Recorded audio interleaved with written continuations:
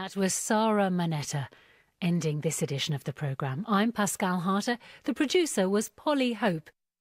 That was the BBC programme from our own correspondent. I'm Jeff Goods. Have a great day. Good morning, Manitoba, and hello, Winnipeg. I'm Marcy Marcusa with our team here at Information Radio. You're listening to CBC 89.3 FM, 990 AM on the app, on YouTube, and it is 3 minutes to 6 a.m., even though we're going to get used to the time change today. So hopefully you might have had a chance to change your clocks. It's pretty mild in Winnipeg this morning, and our daytime high today is going to be 5 degrees. So the next few days, we're going to see some melting here in our city. Good morning, Mr. Abby Adeyemi behind the controls. Abby's our technical producer and covers the weather on air for us. Good morning to Brad Lillies, who's behind our CBC Manitoba YouTube controls today.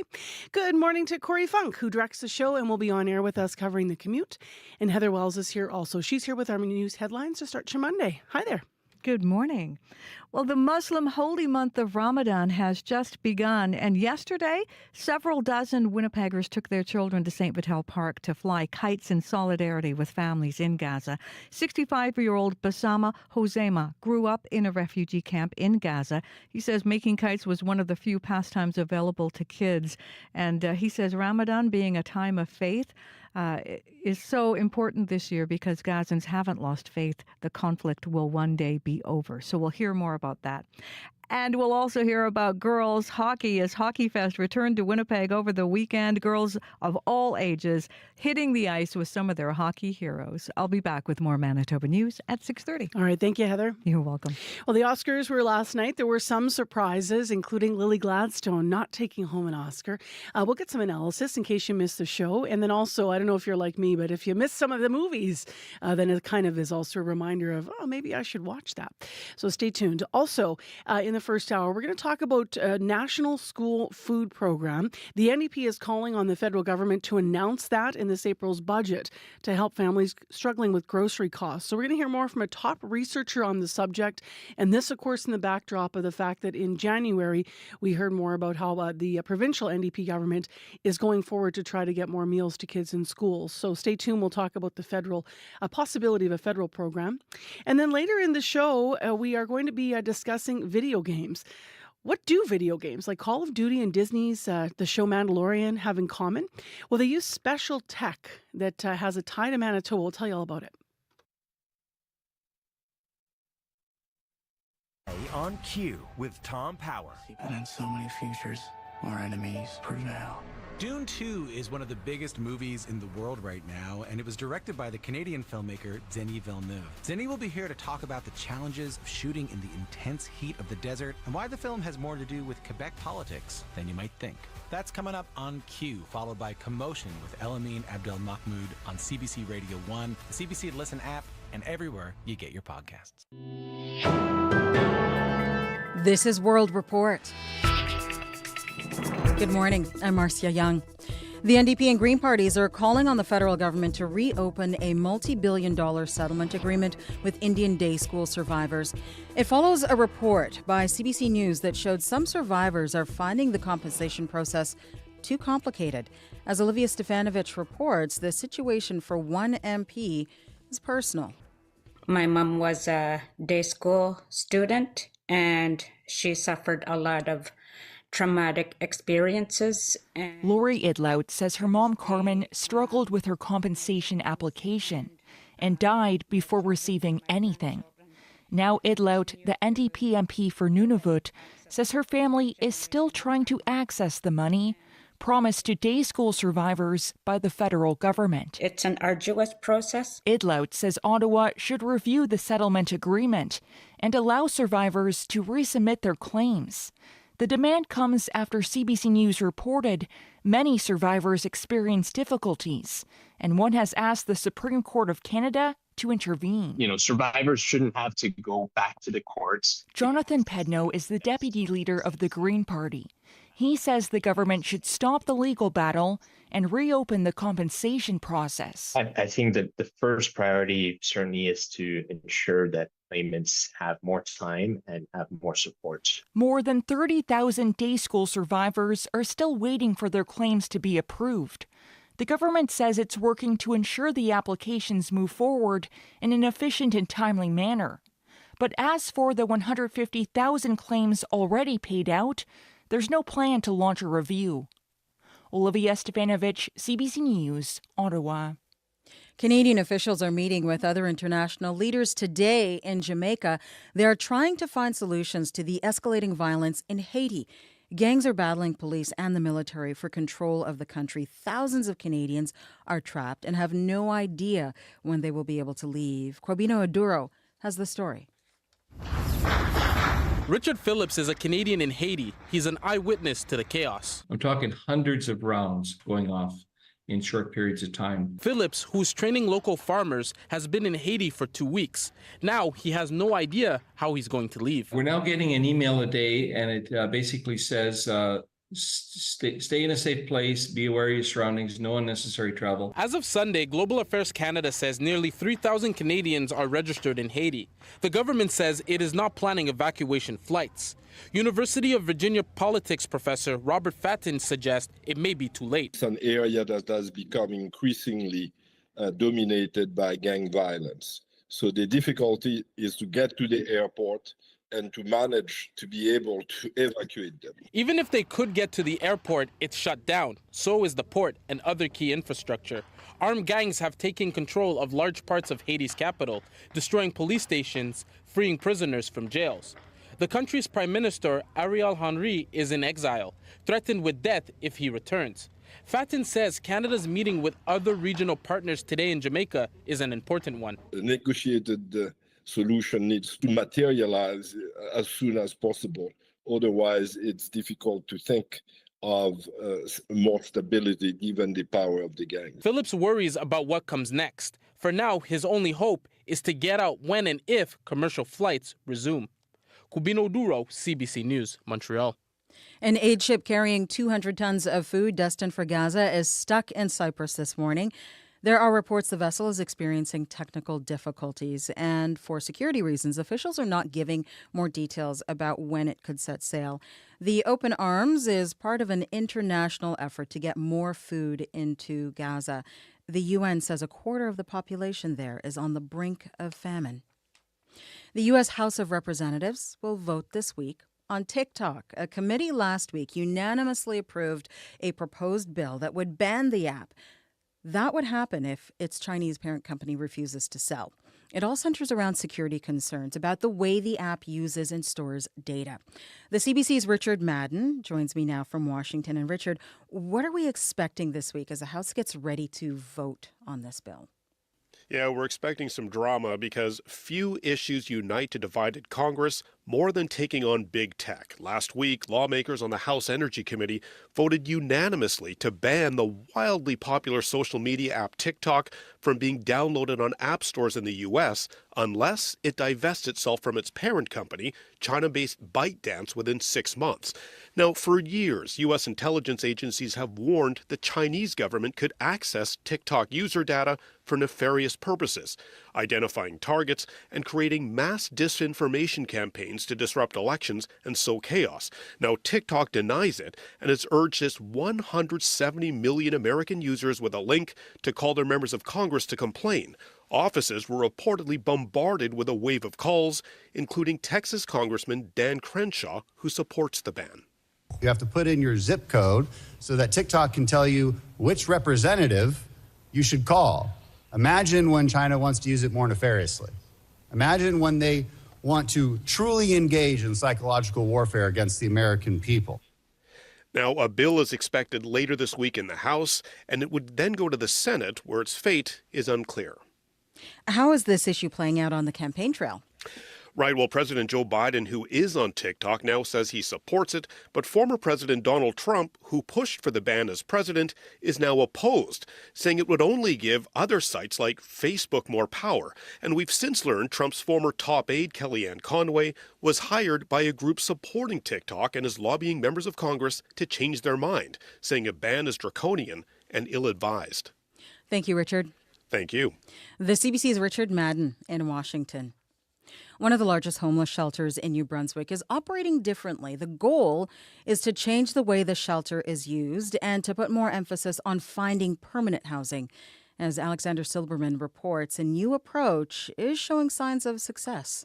They were lost when they come to the shelter. House of Nazareth's executive director Zineb Elouad says in the past, the dozens of people who slept at the shelter came night after night, but had little hope of moving on. For them, it's a destination. It's a place for me to stay. It's my house. Now, shelter staff meet with clients on day one to come up with a plan to find housing. They tell them to view the dorms as a temporary stop, not a permanent home. It's part of a housing-focused approach. Clients must work with a case manager. If they don't, they're eventually asked to leave. Justin Alain owns a business just a couple of blocks from the shelter. He says there are fewer people pushing shopping carts and using drugs in the neighborhood since the changes. Just seems like it's mellowed out from our perspective. Elouad says data is already showing stays at the shelter are getting shorter. She says the reduction in beds and change of approach has allowed staff to focus on solutions rather than just dealing with emergencies. So the more we have people housed, the more they can focus on their health, the more we help them keep their permanent housing. But that housing is in short supply. As more clients get back on their feet, finding somewhere for them to live is a growing challenge. Alexander Silberman, CBC News, Moncton. Kensington Palace is responding to questions about the latest photo of Catherine, Princess of Wales. It was released yesterday to mark Mother's Day in the UK, but photo agencies stopped using the picture. It showed signs of being digitally manipulated. This picture was the first official photograph of Kate since she had abdominal surgery. She stopped attending public events 2 months ago. Rumors about her well-being have been swirling since then. The palace has now tweeted on behalf of Kate. It says she is an amateur photographer who was experimenting with editing, and it apologizes for the confusion. The film about the father of the atomic bomb had a big night at the Oscars. And the Oscar goes to Cillian Murphy. Not only did Oppenheimer's lead actor and supporting actor win in their categories, Christopher Nolan took home the Best Director award and the award for Best Motion Picture. The Best Actress award went to Emma Stone for Poor Things, and Nova Scotia-born filmmaker Ben Proudfoot won his second Academy Award for his documentary short film, The Last Repair Shop. And Barbie took home its sole award for this hit by Billie Eilish and her brother Phineas O'Connell.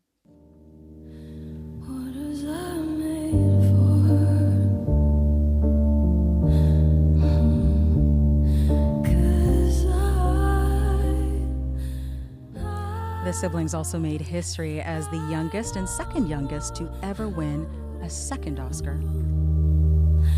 But I wanna try.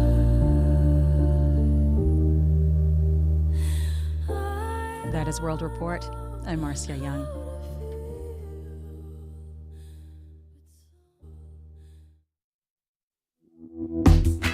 Man, that tune makes me cry.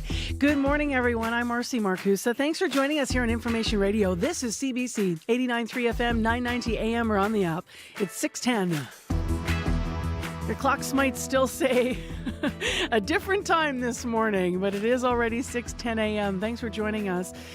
We, this hour, are going to talk about school and food. The NDP is calling on the federal government to announce a national school food program in this April's budget to help families who are struggling. We're going to hear more about how that, what that looks or could look like, a national food program in schools. We're also going to update you on what's happening here in Manitoba with some announcements and promises from the provincial NDP. They're making good on some of those promises. That started in January, so we'll find out more about how 70 schools here will be affected. In addition, more analysis of the Oscars. My social feeds are full of people who are talking about Lily Gladstone. So, of course, she would have been the first Native American woman to win an Oscar last night. She was still the first nominated.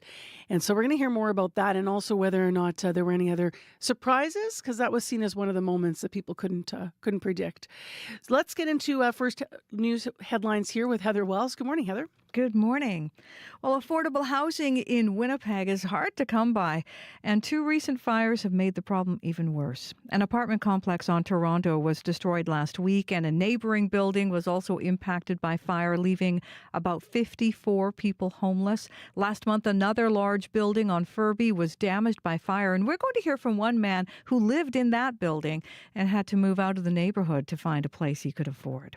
Winnipeggers showed up in droves yesterday at the Millennium Library. They're calling for increased hours and services at that facility and hope to see that reflected in Winnipeg's upcoming budget. The city votes on its budget later this month. I'll be back with more news at 6:30. Thank you, Heather. You're welcome.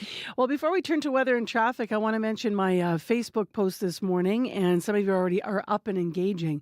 Ramadan begins, Oscar surprises, warmth returns, Jets looking shaky, and a lost hour with daylight saving. What is on your mind this Monday morning is the question. So you can write, call us 788-3205. If you are writing on my Facebook page during the show, it acts as a show page, but it is Marcy Marcusa. Some people already up early. Denise Burdette saying, I got up early. I had to get up early to feed the troops to start their day of fasting because, of course, can't eat between dawn and dusk. So she was feeding folks. Said, I'm going back to bed now because I need some more sleep before I leave for work at 8. So thanks for weighing in, Denise. If you are getting up and out the door early, you're going to find it mild out there. Let's turn our attention to the forecast with Abby Adeyemi. Good morning, Abby. Good morning, Winnipeg. And good morning, Marcy. How are you doing today? Weekend? I'm good. It was wonderful, and I just enjoyed that weather. I had a good time outside. Yeah. What did you do? Did you just did you get just some outside walking, time? or? I went for walks and I did some chill out time. Nice. It was really wonderful. I was at MTC this weekend, so that was good. Oh, folks walking. Hi, Joe. You can hear Joe on the air. That's all right. Live radio, man. Joe, we should hear Joe on the air more often, actually. You know why, Abby? Because Joe takes care of us. Joe he takes care of us. Works security at the front. Mm-hmm. Yeah. Anyway, I was saying I was at MTC over the weekend. Nice to see it packed for the matinee, at least, on Saturday afternoon. It was the final show of the Run the Mountaintop, which was about Martin Luther King Jr. The night before they imagined his assassination. So it's really quite a play. And then I headed out to, I got treated to the new Hotel Fort Garry restaurant. So, yeah. Now I should go there. Fancy, but lovely. And I had a special evening there with friends. So it was packed, though. You should have seen. Everyone was talking about how packed it was downtown in Winnipeg. The Hotel Fort Garry lobby was honestly, standing room only at one point. There was one of those candlelight concerts happening in there. Yeah. And then I think a whole bunch of other things downtown. So, yeah, it was nice to see the city hopping. True, because the city started hopping due to the fanciful weather we started seeing from Saturday afternoon and then all the way till Sunday evening. And we're waking up to that milder condition this morning. Right now, Winnipeg, it is clear outside. You can see the stars. We're currently at 1 degree, but don't worry, we've got some interesting weather ahead for us. You should brace for a beautiful day. Sunny skies will gradually give way for a mix of sun and clouds later in the day, and then the wind will pick up from the south. We'll be reaching a pleasant high of 5. I call that high 5, Marcy. That's what that's what we're heading to. I'm always down for a high 5. But right now, Winnipeg, we're waking up to 1. All my friends know this. All right, let's get to Corey briefly with the commute. How you doing? Hello. Yeah, no, it's been. I'm doing pretty good. It was a lovely weekend, and I can tell you on the way in this morning, those sidewalks, they're slippery now, and then as things warm up, you're gonna be puddle hopping. Holy schmolies, you're gonna be puddle hopping. I know my shoes got soaked yesterday. I was out for a run. Zero fun. But roads and highways are looking pretty straightforward so far this morning. Haven't heard of any major issues or anything like that. But if you see anything going on, if you're walking, biking, driving, give me a call on that CBC commuter line and let folks know what you're seeing. That number 204-788-3093.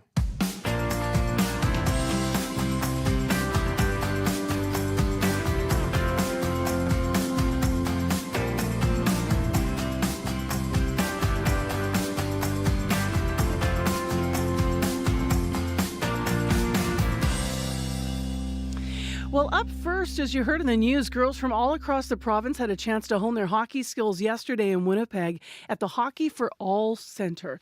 The Scotiabank Girls Hockey Fest was on. It provides all the equipment and mentorship to find success on the ice. CBC's Arturo Chang was at the Hockey for All Centre, where he spoke with a couple of the coaches.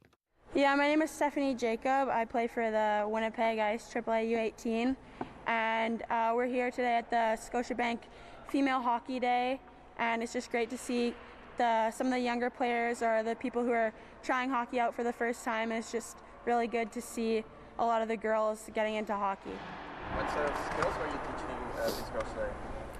For a lot of the new players, we're kind of just working on some basic skills like puck handling or just skating, getting the feet off the ice, or just passing back and forth, just some of the basic stuff. Did you have any favorite moments so far today? At the beginning, it was really cute. There's one little girl who I think hadn't played hockey before, and at first she didn't want to come out. She was a bit shy, but by the end she was just skating around and loving it, so that was really good to see. Do you think it's difficult for girls to get into this sport, or how do you see it? Like, this is a lot of girls' first time in the ice. Yeah, well, I think it can definitely be tough for girls getting into the sport at the beginning, but I mean, right now we're at a really good time for women's hockey with the PWHL starting, so it's good to see a lot more girls getting into hockey, especially at a young age. So yeah, it's really good to see. My name is Cassie Campbell-Pascal, and I'm here for the Scotiabank Girls Hockey Fest. It's our 15th year in Winnipeg, and continues to grow the game, and it's been an unbelievable program over the years. What sort of things did you teach these girls? Well, there's all different groups. We have an elite group. We have a learn to play group. I think the learn to play group, we just saw them, and some of them have never had a pair of skates on before and been on the ice. So they're trying hockey for the very first time, and they're with people that are sort of at the same level as them. So I think it helps them feel a little bit more comfortable. And it's just one of the things, every year we try to change something with the Scotiabank Girls Hockey Fest, and this is something we've been doing for about 2 years now. So how did you get into the sport? And I'm wondering, how does that compare to like how girls are getting to the sport now?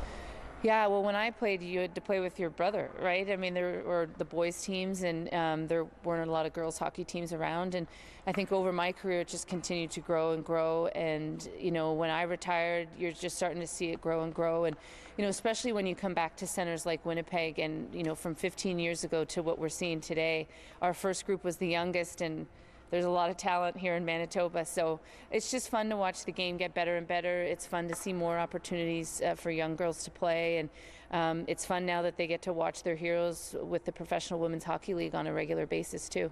Yeah, I was going to ask, what do you think the PWHL's role is in growing the sport? Well, it's going to be huge. I think visibility first and foremost. The ambassadors we have in our game today, that are doing such a great job for our game, these girls are going to get to watch them on TV every other night, and I think that's really important for them to see these great women on a regular basis and to say, maybe one day I can grow up and play professional women's hockey. So I think our numbers will increase. I think our numbers, especially around 13, 14, 15, when a lot of girls quit sport, they may continue to play at that age because they can see something that's professional now. Seeing these girls today, how do you think the future of the women's game looks like? Well, all the girls that I know that are from Manitoba, Sammy Jo Small, Jennifer Bottrell, Jocelyn Larocque, and Kristen Campbell, the list goes on and on. They've done a really good job of being role models in this province, and you can tell because there's a lot of great goalies first and foremost, but you can just see at a young level they can skate better. They're just more skilled. They've been introduced to the game in different ways than maybe I was. So kudos to this province for continuing to produce great hockey players. That hockey player and sports broadcaster Cassie Campbell-Pascal, of course, speaking with the CBC's Arturo Chang at Girls Hockey Fest here in Winnipeg. It was at the Hockey for All Centre yesterday. We're going to hear more throughout the morning on the news. Communities in Focus is back. CBC wants to get to know the communities we serve a little better, and this time we're coming to St. Laurent. I'm Emily Brass. Join me March 11th to 15th and share the stories of your community. Let's find out what St. Laurent is all about. Communities in Focus. Visit cbc.ca/Manitoba/community for more. We're hitting the highway tomorrow as well. Wednesday morning, the morning show is going to be from St. Laurent live at the MTT Petro-Canada. They've got a diner in the back there, so we're going to be setting up shop there, just still planning the show. Come and see us. Watch the show. Join in. Tell us what you love about St. Laurent. Tell us what it's like living there. Tell us what challenges you have that you wish leaders and governments would listen to. What's your life like in St. Laurent? So we'd love to see you live for our morning show. And as you heard, our whole CBC team is going to be focusing on the area throughout the week. So Emily Emily will be there all week. Hopefully you can connect with her as well. If you do have a story idea, you can always DM me through Facebook or reach us in the other various ways you can reach us, including the listener line. 6:22 a.m. is the time, and as you might recall, in January, the provincial NDP government announced it will give $1.37 million to the Child Nutrition Council of Manitoba for food programs in schools that apply to eliminate a wait list of schools that are hoping to access them. The province is putting up more money specifically to help students at 70 Manitoba schools get healthy meals each and every day. Meantime, the federal NDP wants the federal government to put money in its April 16th budget toward a national program. To talk about that, Amberly Ritz is with us, a postdoctoral fellow in the Department of the Community Health and Epidemiology at the University of Saskatchewan. Good morning. Good morning. So what's the NDP proposal for a national school food program? So the NDP wants to see a universal school food program for all students JK to 12. So this would look like a breakfast, a snack, and or a lunch program, at least one meal per student per day available. Any qualification to it or across the board? From what I've heard, it would be across the board university available, that any student that wanted to access a program would be able to access it. Remind us of what the numbers look like around food insecurity in kids and why many are saying this is needed. Yeah, so there's a huge affordability crisis right now, and 1 in 4 children are food insecure. And almost half of Canadians are living paycheck to paycheck. So families are really struggling to afford healthy food. So a national school food program would be a huge support to families. In my latest report, we found that families could save between $130 and $190 per child per month if breakfast and lunch were served. So universal school meals would really help put more money back into the pockets of Canadians while helping kids learn better at school. What might it look like, a national program in practice in schools across the country? Yeah, so a national program would look like dedicated funding coming from the federal government to support and top up what the provinces and territories have already invested. And that would make at least one meal available to students per day. And, for me, I think a natural starting place would be to let communities decide what best serves their student, be it at breakfast, snack, and or lunch, and hopefully a combination as funding allows. The Liberal government, to the politics of this, just remind us what they've said to date on a program like the one you're describing. The Liberal promise dates back to 2019, where they promised a national school food program in the budget under the Food Policy for Canada. However, it was the only unfunded commitment in that policy. So since then, it has appeared in the mandate letters for a few ministers to develop the program and to develop a policy. And there were some consultations held on developing that national school food policy. However, now programs are waiting for that policy to be released and that funding to flow. And what might we model the program on? Should we see one here in this country? Because other countries already have this, correct? Absolutely. Canada is actually an outlier in the fact that we don't have a national program. The majority of countries actually do have some kind of national school meal program. And to give you a window of insight, in Finland and Sweden, which have some of the longest standing programs in the world, they have had hot lunches made from real ingredients by chefs on the school grounds. And it's really part of the day. It's really part of the curriculum and learning. And they use the meals as a part of their culture, as a part of teaching about, math and other skills. So this is something that it would be great to see here, that really wraparound support. And community gardens and other food literacy activities could really help kids learn to eat more healthily and have lifelong, skills in the kitchen. Okay, thanks very much for being with us this morning. I guess we'll see what happens and whether or not it makes its way into the budget or not. Appreciate your time. Thank you. Thanks for having me. Talking with us this morning about the National School Food Program, Amberly Ritz, a postdoctoral fellow at the Department of Community Health and Epidemiology at the University of Saskatchewan. Well, up next, you just heard it on World Report. The Oscar-winning song came from the Barbie movie, and the tone and texture of it is mindful, so probably perfect for 6:26 a.m.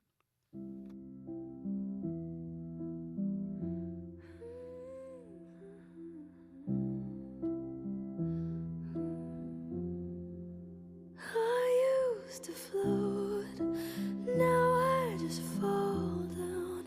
I used to know, but I'm not sure now what I was made for. What was I made for? Taking a drive, I was an ideal, looked so alive.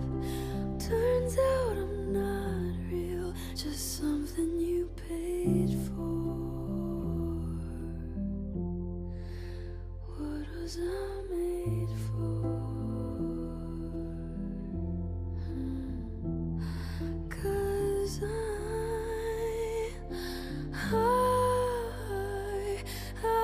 don't know how to feel, but I wanna try.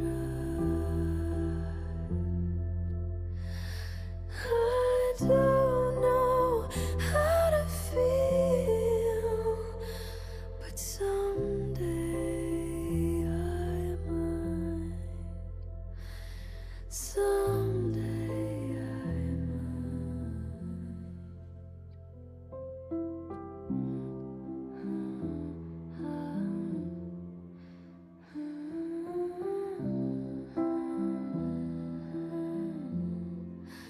When did it end? All the enjoyment. I'm sad again. Don't tell my boyfriend, it's not what he's made for. What was I made for?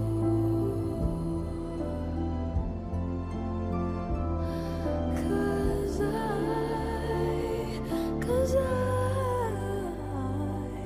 I don't know how to feel, but I wanna try. I don't know how to feel, but someday I might. Someday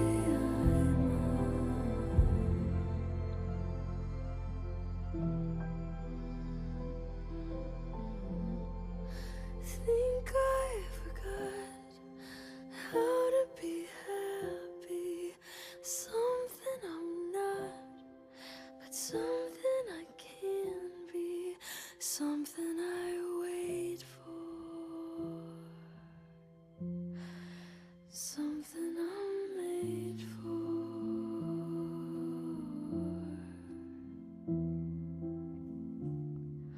Something I'm made for.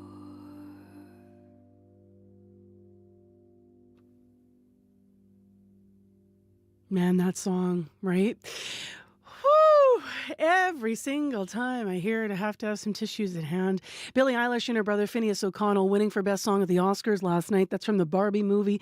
The siblings made history, as you've been hearing as well. They were the youngest and second youngest to ever win a second Oscar. So we'll hear more about Oscars. We'll have some analysis coming up in the next half hour of the show, including some disappointment that Lily Gladstone didn't take home an Oscar last night. Clear in Winnipeg, mild this morning, and we'll have business news after your CBC Winnipeg news. This is CBC News. Good morning. I'm Heather Wells in Winnipeg. At 6:30, it is 1 degree, and we are going to be melting all week long, becoming a mix of sun and clouds. Today, a bit of a southerly breeze and a high of 5. Recent fires in Winnipeg have made already tough to find affordable housing even more scarce. Around 100 people living in 72 suites have been displaced. Fire tore through an apartment building on Toronto Street last week. Last month, a fire at a 44-unit complex on Furby Street forced out 72-year-old James Zepp and his wife. They looked at 9 places before finding an apartment they could afford, but it's in a different neighborhood. We've lived in West Broadway all our time in Winnipeg. That's where we wanted to be, but with that kind of time, you don't have a lot of choices. You take the first good place you can afford. The vacancy rate for rentals in Winnipeg dropped to 1.8% last year, down from 2.7% in 2022. The holy month of Ramadan begins today for practicing Muslims. Bassam Hosseima says he will be thinking of those in Gaza as the war continues. The 65-year-old grew up in a refugee camp there and still has family there. People there, who are directly affected by this, in Gaza or in Rafah or Khan Yunis, when you see them, you see nothing but just strength and dignity and pride. Hosseima was among several dozen Winnipeggers taking their children to St. Vital Park yesterday to fly kites in solidarity with families in Gaza. A crowd gathered yesterday at the Millennium Library calling for an increase in services. The City of Winnipeg's draft budget expands hours at city libraries, and proposed changes will see libraries open Sunday between September and May. But one proposal advocates like Joe Curnow are not happy about is that the Millennium Library would be closed on Sunday year-round. We want to be investing a bunch more resources in this and not having to beg for crumbs year after year with the 4-year budget, but really to see long-term investment in our library system. The city votes on its budget later this month. An upcoming Indigenous drama is filming here in Winnipeg's North End. The film, Many Wounds, deals with the impacts of intergenerational trauma and the challenges of trying to break those cycles. Ojibwe writer and director Jeremy Torrey grew up here. This type of story and the subject matter impacts everybody. Right? It crosses every cultural and societal boundary. For us, we'd like to be able to bring this story to the world and to share it with everyone so that they can feel something, right? And connect with us rather than saying, hey, this is an Indigenous story or it's a BIPOC story. Torrey weaves his own painful experiences into the film's main character. He says while the film deals with heavy subjects, he wants audiences to be filled with hope and for one day to have his film shown in a classroom. Kensington Palace has responded to claims the most recent photo of Catherine, Princess of Wales, has been manipulated. That photo was released yesterday to mark Mother's Day in the UK. It is the first official photo of Kate since her abdominal surgery 2 months ago. But hours after publishing it, several of the world's leading photojournalism agencies retracted it over irregularities in the image. In the statement today, the palace apologized, referring to it as an editing experiment. Rumors about the princess's health, who has not been seen publicly since her operation, have been rampant on social media. Girls Hockey Fest returned to Winnipeg over the weekend. Girls of all ages hitting the ice with some of their hockey heroes. It was the 15th annual Scotiabank Girls Hockey Fest. Former broadcaster and national team captain Cassie Campbell-Pascal says the future for girls in hockey is bright. These girls are going to get to watch them on TV every other night, and I think that's really important for them to see these great women on a regular basis and to say, you know what, maybe one day I can grow up and play professional women's hockey. So I think our numbers will increase. I think our numbers, especially around 13, 14, 15, when a lot of girls quit sport, they may continue to play at that age because they can see something that's professional now. Campbell-Pascal says Manitoba has a lot of talent, adding it's fun to see more opportunities for girls to play hockey. Well, Oppenheimer was the big winner at last night's Academy Awards in Los Angeles. I see Oppenheimer. Yes. Emma Thomas, Charles Grodin. Al Pacino announcing the Oscar for Best Picture going to the film about the father of the atomic bomb. Overall, the blockbuster took in 7 awards in total, including Christopher Nolan for Best Director and Cillian Murphy for Best Actor. As for Best Actress, that award went to Emma Stone for her role in Poor Things. While the film Barbie won only an Oscar for Best Original Song, it painted the night Barbie pink thanks to this performance of I'm Just Ken by Canada's Ryan Gosling. I'm just Ken, anywhere else I'd be taken. Is it my destiny? And you can, it was quite the performance. You can hear more about the Oscars throughout the morning right here on Information Radio. You can read about it as well at cbcnews.ca. I have to say, Heather, when the nominations came out, I was excited for him to be nominated, but I didn't weigh in on this at the time. I do think the fact that the director of that movie not being nominated was like a crying shame. It really was. And missed the whole point. Yeah, and Right? I think you're not the only one. I think people last night were expressing that very sentiment. Yeah. So we're going to talk more Oscars this half hour. Thank you. Thank you. Let's go to Abby Adeyemi right now. Time right now, 6:36, Monday morning, March 11th. Let's find out what the forecast holds. Yeah, currently Winnipeg, we are at one mostly cloudy skies. We see this morning it's going to be a mild day in the city. We should expect a mix of sun and clouds later, and then we'll be heading to a high of 5. Brandon is currently chilly at -10. The Western region will be mainly clear this morning. Then you will see a mix of sun and clouds. Fog patches you currently see will be dissipating for folks in Brandon, and you will be reaching a high of 4 degrees. Up in the north, good morning to Thompson and Churchill. Thompson is currently cloudy at -7 degrees. Anticipate mainly sunny weather today, and then some cloud will crawl in the afternoon. You'll be seeing a high of 3. Churchill is at -6 and clear, but expect increasing cloudiness with a chance of flurries later in the day. We'll be seeing a high of -1 in Churchill. Dauphin is currently clear at 1. The Parkland region will see mostly a mix of sun and clouds today, and then a chance of showers this afternoon, high of 6. Gimli and Steinbach will be seeing Gimli is currently at -5 and clear. Actually, the Interlake region will be mainly sunny today, becoming a mix of sun and clouds, and then we'll see a high of 3. Now Steinbach and Morris both at -2. It's clear. The Eastman region and the Pembina Valley region will be heading for a high of 6, except for open areas where we'll be seeing it's going to be reaching around 10 degrees over there. But right now, Winnipeg, we are currently at 1. Thank you, Abby. You're welcome. Time for the commute update. Corey Funk. So far, a very straightforward commute. No major issues on the highways. I mean, the biggest issue is probably on the sidewalks this morning. It's just puddly and pretty gross. Slippery. It was slippery on my way in this morning, but then once it warms up, it's going to be, you're going to want to wear some kind of boots for sure to keep that water out. But if you see anything else going on out there, if you want to give me an update, give me a call on the CBC commuter line, whether you're walking, biking, driving. I want to hear about it. 204-788-3093. All right. Thanks, Corey. Thank you. Monday morning, and look who's back at our CBC Business Report, Crystalie Ramlakan. Good morning. Nice to see you on Zoom. Hi, good morning, Marcy. Nice to see you too. So let's get started here with business news. Big changes are coming to how Canadians bank. What's changing? What can you tell us? Well, change is in the works that will give Canadians significantly more control over their financial data in what's known as open banking. So the federal government has promised framework legislation in next month's budget to bring the system here to Canada. And supporters say open banking can boost competition and create a more people-oriented financial system.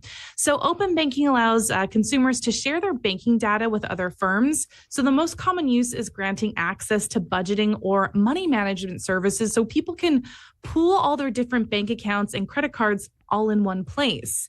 And lenders could also access banking data so they can look beyond people's credit scores. So people can actually build or prove their responsibility by showing reliable rent payments, for example. Now, some are skeptical, though, as to how much and how quickly any change might happen. The banking industry is fairly concentrated here, and there is a conservative banking culture, so adoption may be slower. And the system had fairly low pickup when it launched in Europe in 2019, but it is picking up recently in the UK. But, Canadians could be interested because, well, a lack of competition often means high fees, and maybe they want to do something to try to lower those. And experts say the more companies offer useful solutions, the more it's going to catch on.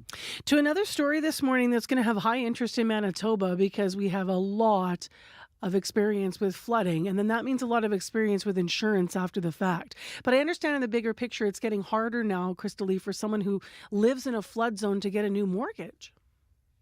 Yeah, that's right. So one lender is ending mortgages in flood zones after major flooding 5 years ago in Quebec. So it's a latest challenge for cities trying to adapt to climate change. So Desjardins Group says it is no longer going to offer new mortgages in some flood zones where there is a 5% chance of flooding in any given year. So it was the last major lender to offer mortgages in higher risk flood zones there. Now, there are some exceptions, but overall, it's left towns worried that homeowners will be left with properties that no one will buy or are massively devalued. So the province of Quebec is releasing new flood maps later this year, and that's probably going to determine who can get flood insurance. And some people may discover, well, they're in risk zones and may no longer be able to get coverage. So Desjardins says it's moving away from mortgages in flood zones because of that lack of flood coverage, government caps on flood compensation, and the rising cost of water damage. And, usually it's fallen on the Quebec government to help homeowners cope with the costs of flooding. But after 2019, the government there actually imposed a new lifetime cap on compensation per home. Wow. That's going to be a very, very interesting conversation that will have legs here for sure in Manitoba. Before we look at markets this morning, actually, let's talk about Wendy's. Yes, the burger place. They caught a lot of flack a few weeks back for exploring surge pricing, but now it seems to be gaining some momentum. Yeah, well, some other restaurants are still experimenting with dynamic pricing. And, this has long been used by airlines, hotels, and ride-hailing services. So we've seen it happen where there's higher rates charged at peak times and then they're dropped during slower hours. Now, some restaurants are dabbling with the technology to help spread out customer visits and to try to capitalize on rush periods. And of course, the technology can add up in sales, but businesses really have to weigh the risk of upsetting people who are already fed up with inflation, right? So yeah, like you were just mentioning there, Wendy's drew public scrutiny after it said it was looking to test dynamic pricing. So the burger chain said it was going to invest $20 million to install these digital menus that could present different offerings depending on the time of day. But now it says it's not going to raise prices at the busiest times. But, overall, the restaurant industry is looking for ways to try to boost sales and increase profits as food and labor costs have gone up. And Marcy, companies that offer this kind of technology say, well, restaurants can brand the variable pricing as happy hours. I should get the cheapest burger there because they have early burgers. And after the show, I always want a burger because I'm like hungry for lunch, And yes, they're still on like breakfast menus in most of the most of the restaurants. So yeah, but I suspect that should be like, I should be getting a deal then. I don't know. Yes, exactly. Us morning people do stuff at odd times that other people don't do things. So hopefully we could take advantage of surge pricing if it happens. Market numbers, what are they looking like? So in Europe, tech stocks are down and markets are opening lower following declines in the Asia Pacific region overnight. Germany, the UK, and France are all down. In Asia, Japan stocks are leading losses after the country averted a technical recession, paving the way for its central bank to raise rates. So right now, Japan is down. Shanghai and Hong Kong are both up. Oil is down 29 cents to 77.71 US per barrel. Gold is down $2 to $2,183.40 US per ounce. And the dollar is just slightly up 0.01 of a cent to 74.18 cents US. All right, great to have you back. Take care of yourself. Have a great rest of your Monday. Thanks, Marcy. You too. On Zoom, that's Crystal Ramlicam with business news.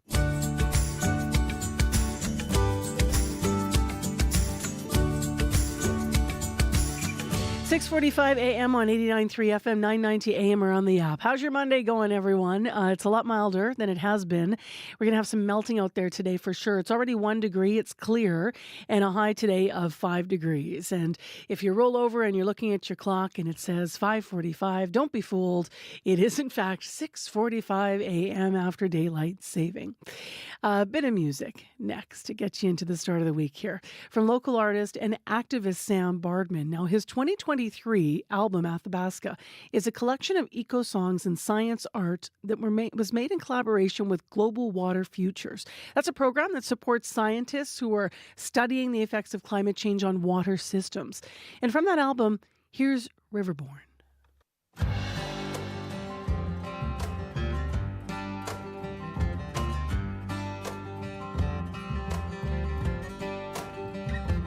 Geese are growing goslings. The world is full of small things. Yellow and brown and red wings. These are the things that the river brings. These are the things that the river brings.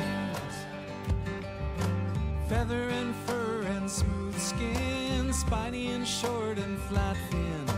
Thoughts like broken off tree limbs. These are the things that the river brings. These are the things that the river brings. Rivers come and rivers go. Everyone on earth I know. Some are fast and some are slow. They take everything we can throw.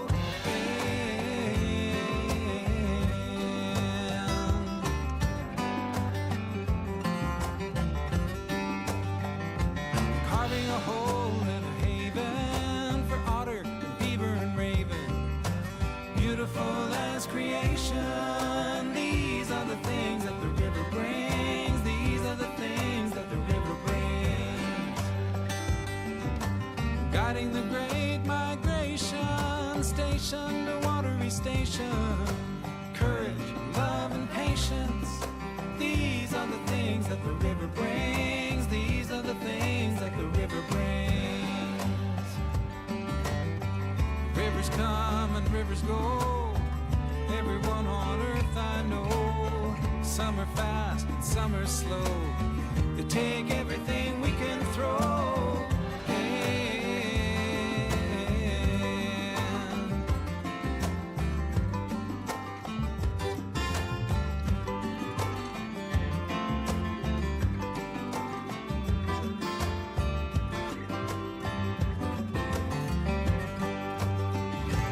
Sit here all day while the world fades away, like chalk on the pavement disappears in the rain. How many summers, how many springs, how many years will I get to sing about the ripples that flash in the morning and the spirits that call the storms in and the water that never stops moving.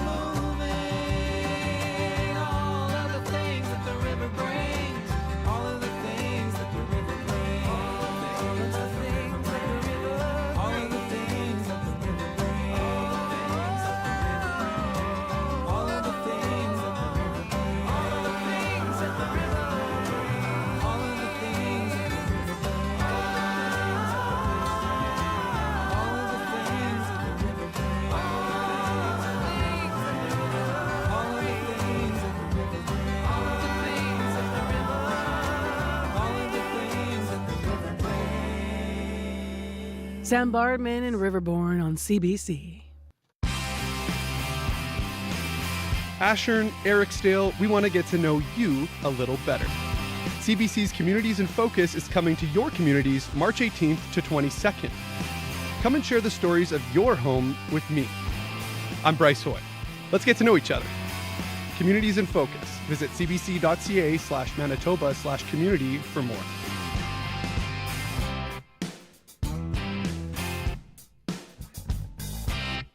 As mentioned, we are live in St. Laurent this week. We are also going to be live in Ashern, which is right up in that area as well next week. So we're going to be hitting the road a bit. The road's going to be wet and not icy, we hope. Right now in southern Manitoba, there are a lot of mild conditions in our forecast. So it's clear and it's 1 degree in Winnipeg right now, or a high 5. Brandon's going to go to a high of 4 degrees. Thompson's going to go to a high of 3. Well, at the Oscars last night. And the Oscar goes to Cillian Murphy. That's the announcement. Cillian Murphy winning the Academy Award for Best Actor. That was his first Oscar. That was, of course, for the title role in Oppenheimer. To talk more at what happened at the 96th Academy Awards, let's turn our attention to Karen Gordon. She's a film critic and frequent contributor for CBC Radio. Good morning. Good morning. So, of course, Oppenheimer, the epic, bioepic about the father of the atomic bomb, taken 7 Oscars, including Best Picture. No surprise there. What were the surprises for you last night? Well, I think the biggest surprise for me was Emma Stone winning Best Actress. The Oscars comes at the end of what is now called award season, and so which actually starts at the beginning of December. It just goes on and on and on and on and on. Too long for me. But things can get very, very predictable, and they usually do. Lily Gladstone, who was the lead in Killers of the Flower Moon, has been winning almost every award. She's pretty much swept it. And I think there was an expectation that she was going to win. I think the big money was on her. She won the SAG Award, the Screen Actors Guild Award, a week or so ago. And at that point, I sort of noticed that the chatter online, people who parse these things, they were saying, well, maybe what's going to happen now is that the voters will spread it around. The category of Best Female Actress this year is extremely rich. And Emma Stone's performance in Poor Things people loved that performance. It's seen as one of the best of her career, although I think everything she does, she hits out of the park. And so, but still, Lily Gladstone won everything. So I was quite surprised that she won. I think she was too. And it was really wonderful to see how moved she was by it. That was the biggest surprise in terms of the winners. A lot of the rest of them, again, very worthy but predictable. I think Cillian Murphy, you just ran that great clip. He deserved to win that, but I think Paul Giamatti, there was a lot of question about whether he would overtake him. Giamatti has won a few awards. They sort of split them during quote-unquote award season again. And Giamatti's a beloved actor. That's an incredibly strong performance. So Cillian Murphy carried Oppenheimer, was the heart and soul of that movie. And so it was lovely to see him win. But everything else, I think, to me, deserved. A few could have gone one way or the other. Barbie got shut out. In most cases, it won one award and gave over to Poor Things in design. But the rest of them seemed fairly predictable. Martin Scorsese got shut out again. But this was a great year. There was a lot of competition. I want to ask you, just before we leave Lily Gladstone this morning and that story and what happened last night at the Oscars, I heard some analysis this morning that suggested, or read some analysis rather online, that suggested that that film was received in North America because of obviously our history and lived experience in a different way than it would have been received outside of North America. And maybe that factored into the way that the voting went. But is that something that would happen, or more along what you're saying, which is, would they spread the award around somehow because the performance by Emma Stone was so good that they wanted to recognize her somewhere in award season? It's hard. I mean, I can only see it as a person who sees films, who writes about films, and is North American. I can't see it outside of North America. I think that was a profound movie and a beautiful movie, and it was acknowledged. I think there's a thing with Martin Scorsese and the Oscars. I was reading just this morning an analysis about how many times he's been nominated for films that, like Taxi Driver, that end up coming home with few or no Oscars. There is something about who he's up against, some sort of karma. I don't know. But I think in this case, Oscar voting it's very complicated and difficult to figure out who's going to vote for whom. And there is a sense in the Oscars that there's a lived experience. You've had X number of nominations, and now it's your turn. What did you think of? Was there still any buzz about Greta Gerwig being snubbed and Margot Robbie being snubbed for nominations last night for Barbie? I think that it was raised last night in the monologue, in the opening monologue. Jimmy Kimmel actually was one of the first things he said, which surprised me. And everybody took it with good grace, especially Greta Gerwig. And I think her and Margot Robbie, their level of grace and ease with it, sort of set everything up, made everybody more comfortable with it.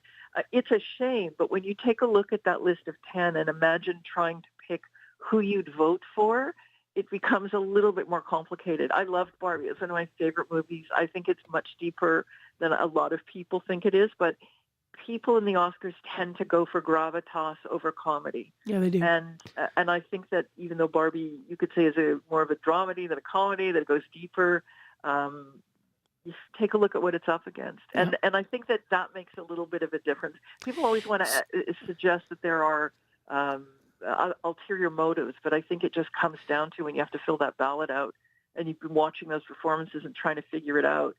It's sometimes a toss-up. Yeah, that can be fair. That's fair this year when you look at the field. Let's move to the style and the show in our last 2 minutes here. So in terms of the show itself, what'd you think? I thought it was terrific until the last moment. But I thought it was, it was one of the best in recent memories for me. Jimmy Kimmel, who hosted it before, was dead on. He got that line between being a stern, let's keep this going, and making really, he's very smart, and he finds a way to make the exact right comment at the exact right time. They did a great job of not laboring it down with, for the most part, with people announcing and introducing nominees, presenters who were then just going to introduce a movie. So they came up with some clever ways of cutting time and still making it exciting. That great number that Ryan Gosling did, that I'm Just Ken, in the middle of it, gave it such oomph. And then they made the mistake of giving Al Pacino the job of announcing the 10 nominees, and he made a mess of it. He didn't announce it.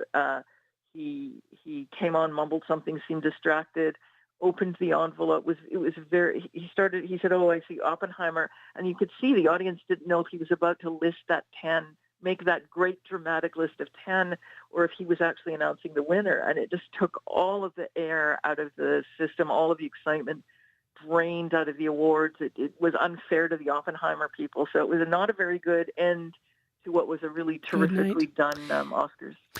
Thank you very much for your analysis, Karen. Appreciate your time, especially after a late night. Thank you. Thank you. That's Karen Gordon, film and culture critic and writer for online film site originalsin.ca, and you can hear more analysis coming up. As for the style, I know I was going through all the pictures last night just to look at what the stars were wearing, and pretty classic Hollywood stuff, I would say. But worth seeing the hot pink suit that Gosling showed up in for his number if you haven't checked it out yet. It's 3 minutes to 7 o'clock. Heather Wells is in with headlines. Good morning. Well, recent fires in Winnipeg have made already tough to find affordable housing even more scarce. Around 100 people living in 72 suites have been displaced when fire tore through an apartment building on Toronto Street last week. Last month, a fire at a 44-unit complex on Furby forced out 72-year-old James Zepp and his wife. They couldn't find a place to live they could afford in their own neighborhood and had to move out of their neighborhood. We're going to hear more from them. As well, an upcoming Indigenous drama is filming here in Winnipeg's North End. The film Many Wounds deals with the impacts of intergenerational trauma. We'll hear all about it in our next local news at 7:30. Thanks, Heather. You're welcome. Speaking of that apartment block fire in the Furby Street apartment block specifically, the resident actually that is in the news is going to be in studio with us this morning to talk all about how it does affect his life. So stay tuned for a full interview. In addition, in the next hour of Information Radio, one young Winnipeg woman shares her own harrowing struggle with obsessive compulsive disorder, or OCD. We'll hear more about how she copes with the condition through a special piece of work that's been put together by some of the students at Sisler Create. And we'll hear more about the video production company that is making waves, as you heard, all around the world with a cutting-edge industry known as HR virtual production. So stay tuned. That is all coming up. Seems to be a morning where we're talking about the movies and productions. Clear and 1 degree in Winnipeg. Winds are southwest at 10. Our high today in the city is 5 degrees. We're going to see some melting. We are going to start with a sunny morning and then a mix of sun and cloud into this afternoon. Winds will be pretty light, becoming south at 20 this afternoon in Winnipeg. If you need us on the commute, 788-3093. You're either going to get a puddle. You're either going to get a puddle in your shoe. Could be a little bit wet out there. You might be sliding on some early morning ice. So make sure you got some good traction and some boots on for your day. Stay tuned. World Report's coming up next on 89.3.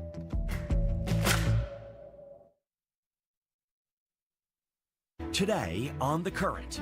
The worst part as a teacher is seeing these kids suffer and not being able to give them what they need. I'm Rebecca Zanbergen. Inclusive classrooms promise to allow students of different abilities to work together and learn from each other. But many teachers across the country say chronic underfunding means the idea isn't working. That's coming up on The Current. The Current, this morning at 8:37, 9:07 in Newfoundland, and on the CBC Listen app.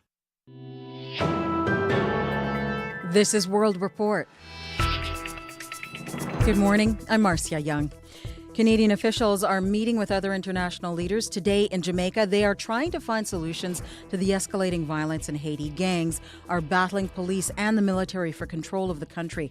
Thousands of Canadians are trapped and have no idea when they will be able to leave. Kwabina Odoro has that story. Richard Phillips is a Canadian in Haiti. He's an eyewitness to the chaos. I'm talking hundreds of rounds going off in short periods of time. Phillips, who's training local farmers, has been in Haiti for 2 weeks. Now he has no idea how he's going to leave. We're now getting an email a day, and it basically says, stay in a safe place, be aware of your surroundings, no unnecessary travel. As of Sunday, Global Affairs Canada says nearly 3,000 Canadians are registered in Haiti. The government says it is not planning evacuation flights. University of Virginia politics professor Robert Fattin suggests it may be too late. It's an area that has become increasingly dominated by gang violence. So the difficulty is to get to the airport and to manage to be able to evacuate them. Even if they could get to the airport, it's shut down. So is the port and other key infrastructure. Armed gangs have taken control of large parts of Haiti's capital, destroying police stations, freeing prisoners from jails. The country's Prime Minister, Ariel Henry, is in exile, threatened with death if he returns. Fatin says Canada's meeting with other regional partners today in Jamaica is an important one. A negotiated solution needs to materialize as soon as possible. Otherwise, it's difficult to think of more stability given the power of the gang. Phillips worries about what comes next. For now, his only hope is to get out when and if commercial flights resume. Cubino Duro, CBC News, Montreal. An aid ship carrying 200 tons of food destined for Gaza is stuck in Cyprus this morning. There are reports the vessel is experiencing technical difficulties. And for security reasons, officials are not giving more details about when it could set sail. The Open Arms is part of an international effort to get more food into Gaza. The UN says a quarter of the population there is on the brink of famine. The NDP and Green parties are calling on the federal government to reopen a multi-billion-dollar settlement agreement with Indian Day school survivors. It follows a report by CBC News that showed some survivors are finding the compensation process too complicated. As Olivia Stefanovich reports, the situation for one MP is personal. My mom was a day school student, and she suffered a lot of traumatic experiences. Lori Idlout says her mom, Carmen, struggled with her compensation application and died before receiving anything. Now Idlout, the NDP MP for Nunavut, says her family is still trying to access the money promised to day school survivors by the federal government. It's an arduous process. Idlout says Ottawa should review the settlement agreement and allow survivors to resubmit their claims. The demand comes after CBC News reported many survivors experience difficulties, and one has asked the Supreme Court of Canada to intervene. Survivors shouldn't have to go back to the courts. Jonathan Pedno is the deputy leader of the Green Party. He says the government should stop the legal battle and reopen the compensation process. I think that the first priority certainly is to ensure that claimants have more time and have more support. More than 30,000 day school survivors are still waiting for their claims to be approved. The government says it's working to ensure the applications move forward in an efficient and timely manner. But as for the 150,000 claims already paid out, there's no plan to launch a review. Olivia Stefanovich, CBC News, Ottawa. British Columbia's premier has agreed to an emergency meeting with Alberta officials. They will discuss concerns about his province's safe drug supply program and fears those drugs are being diverted for street use. Premier David Eby is playing down those concerns, but as Yvette Brand reports, others in BC say it is a very real problem.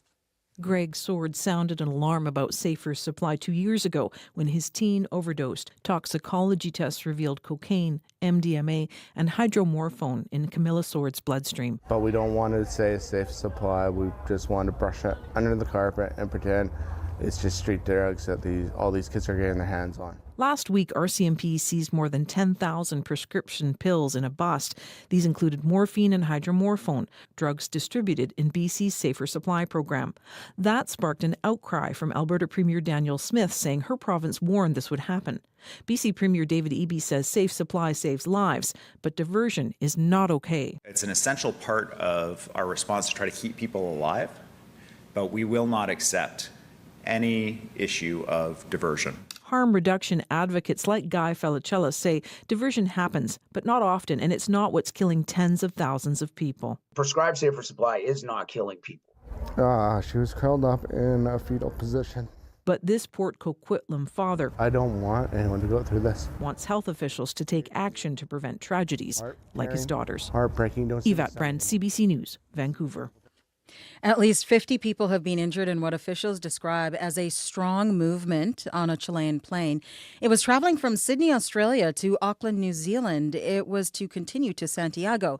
LATAM Airlines says there was a technical event during the flight and it caused that movement. It did not elaborate on exactly what happened. Passengers were met by paramedics when the plane touched down in Auckland. An ambulance official says most of the injuries were minor, but 13 people were taken to hospital.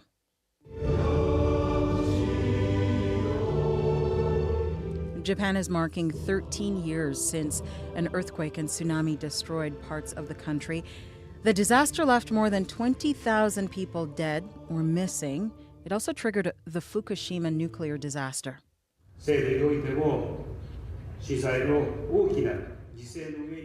At a ceremony this morning, Japanese Prime Minister Fumio Kishida promised his country has learned from that event. He says Japan has stronger disaster response measures in place. Kensington Palace is responding to questions about the latest photo of Catherine, Princess of Wales. It was released yesterday to mark Mother's Day in the UK, but photo agencies stopped using the picture. It showed signs of being digitally manipulated. This picture was the first official photograph of Kate since she had abdominal surgery. She stopped attending public events 2 months ago.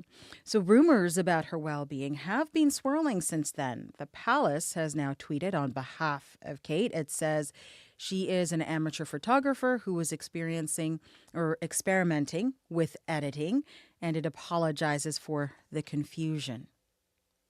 The best of the best were honored in Los Angeles for the 96th Annual Academy Awards. The Oscars were handed out at the Dolby Theatre. And while there were some obvious winners, there were also some surprises. The CBC's senior entertainment reporter Eli Glasner was at the show and has the details.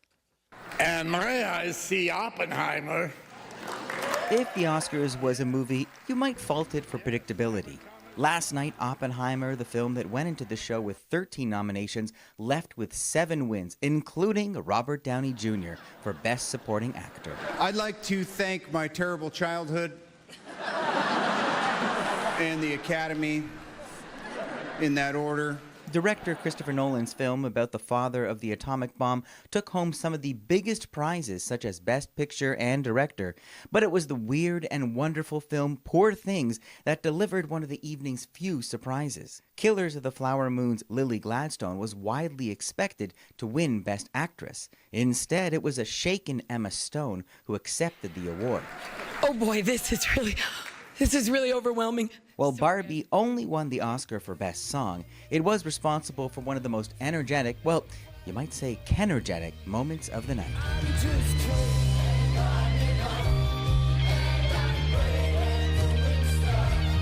Canada's Ryan Gosling performed I'm Just Ken, accompanied by a dancing chorus line of Kens and Slash wailing on guitar.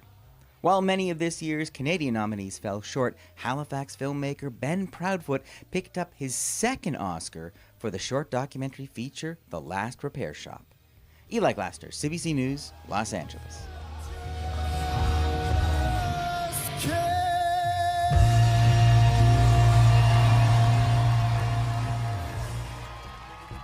More on the Oscars at cbcnews.ca on our main page.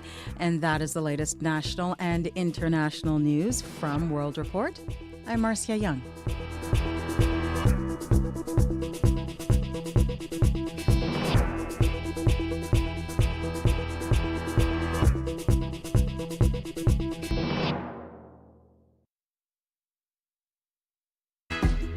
Well, get up. You're late.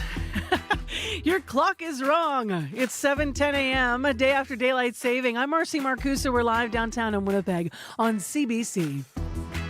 This is 89.3 FM, 990 AM on the app or on YouTube. And the temperature this morning is -2, so we just dipped below zero.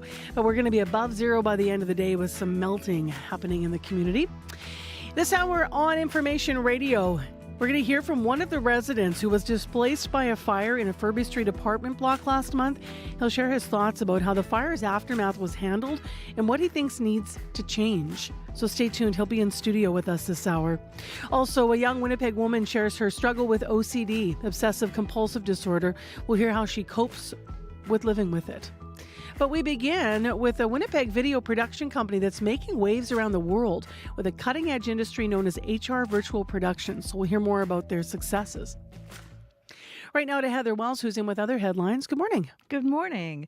Well, the Muslim holy month of Ramadan has just begun, and yesterday, several dozen Winnipeggers took their children to St. Vital Park to fly kites in solidarity with families in Gaza. 65-year-old Bassam Hoseima grew up in a refugee camp in Gaza. He says making kites was one of the few pastimes available to children there. We'll hear more from him. And speaking of children, Girls Hockey Fest returned to Winnipeg over the weekend. Girls of all ages hitting the ice with some of their hockey heroes.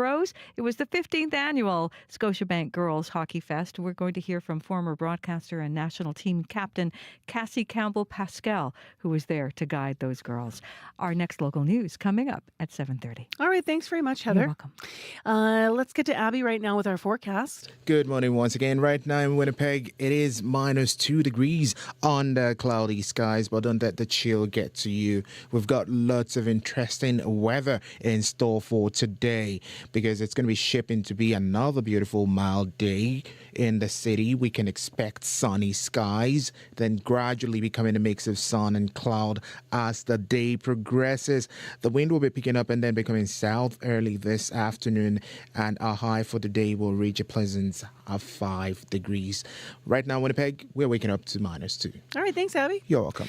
Corey Funk, it's time to talk commute Monday morning. Yeah, you're going to want your galoshes today. I haven't used that word in a while, but it's going to be, it was slippery on the sidewalks on the way in, and as it melts, it's just going to get real puddly Do you out own there. galoshes? I actually don't own any galoshes. Do you own like pants for? I bought proper pants for when we were up north when we were going to be in the boats, and then I never needed them. Yeah, but I have rain pants. Yeah, totally. But I don't have galoshes, but maybe I should. Maybe we should all have them, actually. Or those ones that are full on, like those like for fly fishing overalls. Maybe that's what. Total tangent. Sorry. Yes, but you might want those kind of pants today, I think, or for the next few days, because things are going to get real puddly out there on the sidewalks. On the roads, though, things are a bit clear.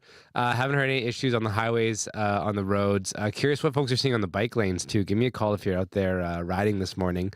Love to hear what you're seeing, but been pretty quiet overall. 204-788-3093.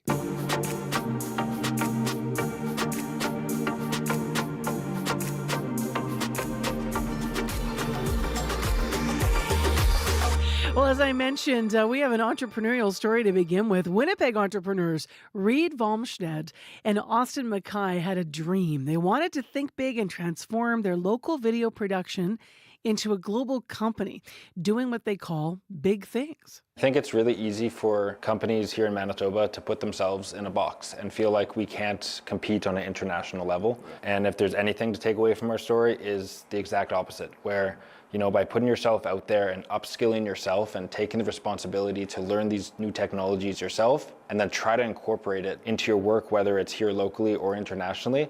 We have incredibly talented people here in the province, and we're just excited to be a part of this, this industry internationally. That was Reed Volmstead talking about the business that he co-owns with Mackay called Copilot. It is located in Winnipeg in the Exchange District, and the technology that they is called Unreal Engine. Now, initially, they made mainstream tourism videos, but then the pandemic happened and they had to pivot. So now they use Unreal Engine to create virtual worlds, the kind that you might see, for example, in The Mandalorian or in Call of Duty. They say that Global Affairs Canada is sending them on a trade mission now to South Korea to talk shop. CBC's Jim Agapito visited Volmstead and Mackay at Copilot to talk about their special video craft. We specialize in something called virtual production. And what virtual production is basically the merge of the gaming industry and the film industry, all into one medium that supports the film industry and the television industry. So in 2019 and early 2020, The Mandalorian was released. So that's a massive Star Wars world TV show. What they did was replace the green screen workflow. Instead of creating all of these CGI animations you'd put on green screen at the end, they decided, why don't we create all of that stuff in the beginning? We have all these Star Wars assets, let's develop at the beginning, and let's project it all on a big LED wall. And what that ended up creating was this cool world of virtual production, and what that really does, in a nutshell, is it allowed the crew to capture all of these shots live in camera. There was a severe lack of post-production needed. There was perfect reflections on the characters, on the Mandalorian's body armor, and the actors were able to see where they were. So it created a better performance for them. How did you two get into that? Yeah, it's an interesting story for us because we first got into virtual production during COVID. It was one of those things where at Copilot, we started as a pretty small video production company that specialized in tourism. When COVID hit, there wasn't much tourism. At the time, we're at home watching Netflix like the rest of the world, and we both watched The Mandalorian. And we're on FaceTime, we're like, hey, this is really cool, I think we can do that.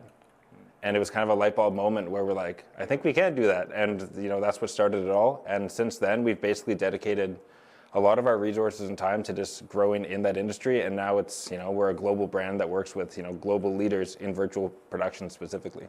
Rita and I have always wanted to turn our, video production company into a company that works on big sets for film and TV show. We've always kind of had that desire to want to do that. So when this kind of came up, we were like, oh, this is really cool. And mainly it came from the fact that we're just big tech nerds. Merges our two favorite worlds, right? So it kind of just started with us watching the TV show, watching BTS videos of how they made it, and then it turned into us kind of calling up companies that worked on it or even created VFX for it, and it led to so many other conversations with other people around the world. And we were like, hey, we're kind of learning a lot about this.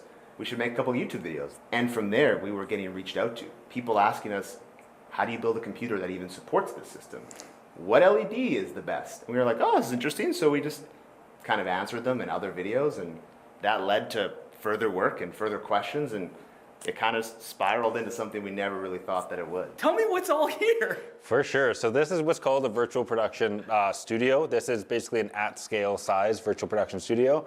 So in order to make this work and really sell this technology, there's three main components. First one's right behind you here. Okay. First one's right here. So this is what's called a camera tracker. This is called Moses, is a camera tracker, but what this does is this camera on top is actually looking up at the ceiling here. And see all the dots that we have? Mm-hmm. Imagine going over the ocean and using the stars as your map. It's doing the exact same thing.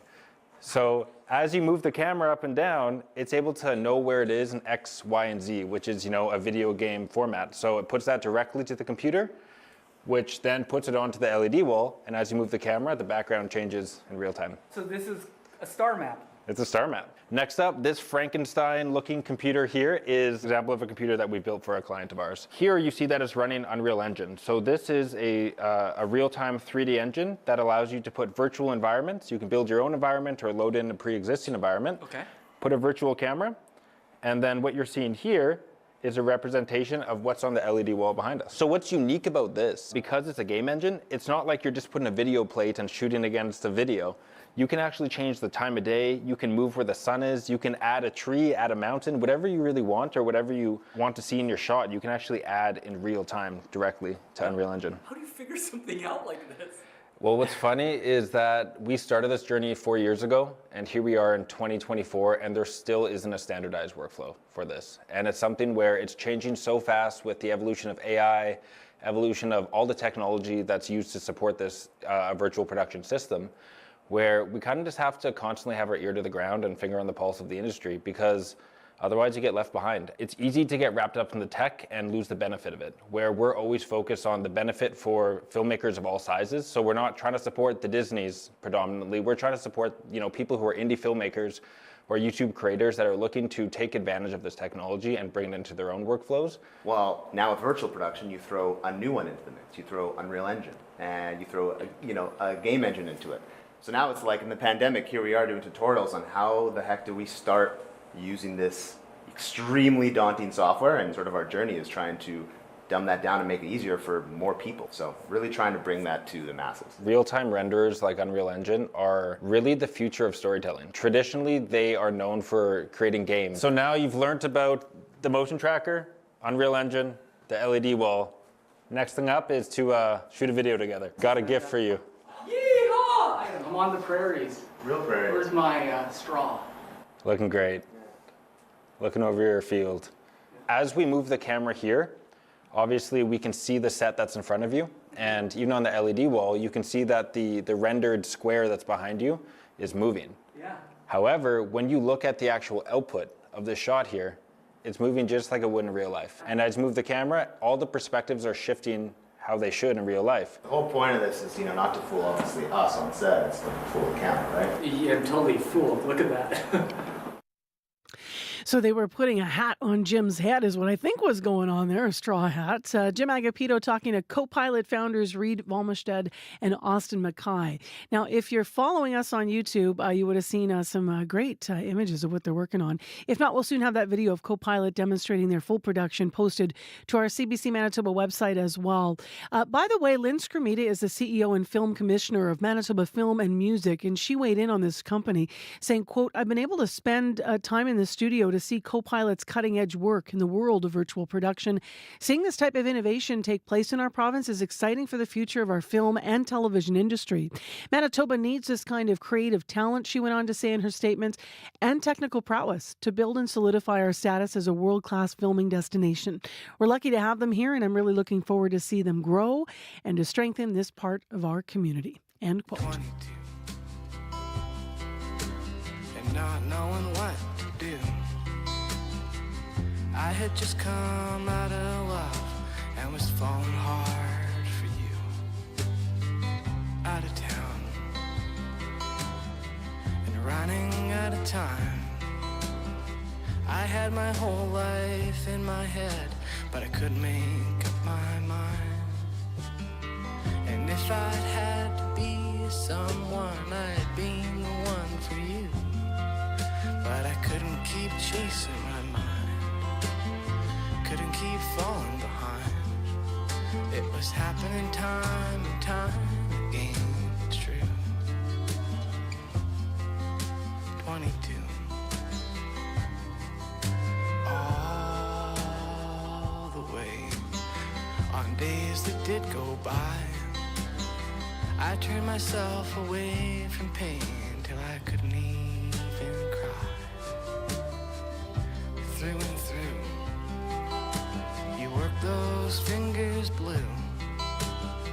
You couldn't come across another one played as hard as you.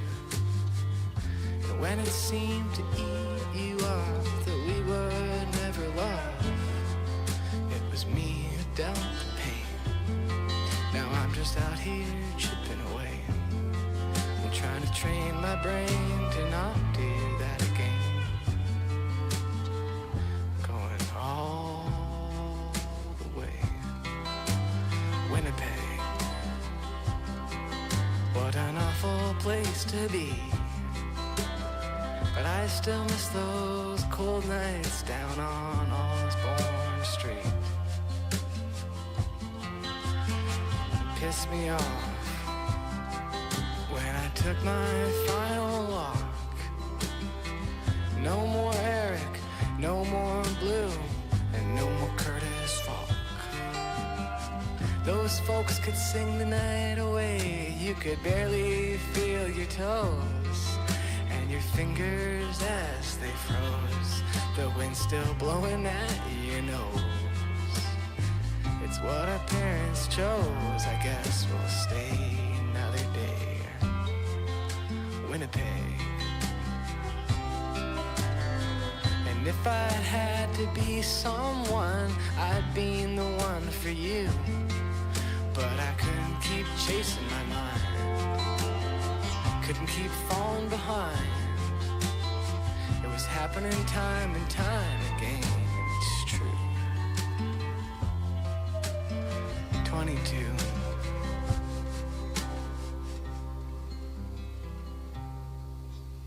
That's new music. The video just coming out last month. It's from Mika Ehrenberg, a.k.a. The Secret Beach, and the tune is 22. It's 7:25 a.m. from Winnipeg. We are live downtown. I'm Marcy Marcusa with our team here at the show. Brad and Corey and Abby behind the glass. Heather Wells with next local news coming up at 7:30. How's your weekend? Lots going on out and about. Man, was it busy downtown. I found myself in the lobby of the Hotel Fort Garry. We were heading to a special new restaurant there for an event with friends. But wow, wow, it was just packed full of people, and it couldn't get a spot to park around MTC. We'd gone to a matinee earlier in the afternoon, but all good problems to have. Love when the city's busy. It feels good. In the city this morning, we're going to feel melting. It's -2 right now. Our high, though, today is going to be 5 degrees. Well, speaking of not melting, let's talk about the ice on Morning Sports.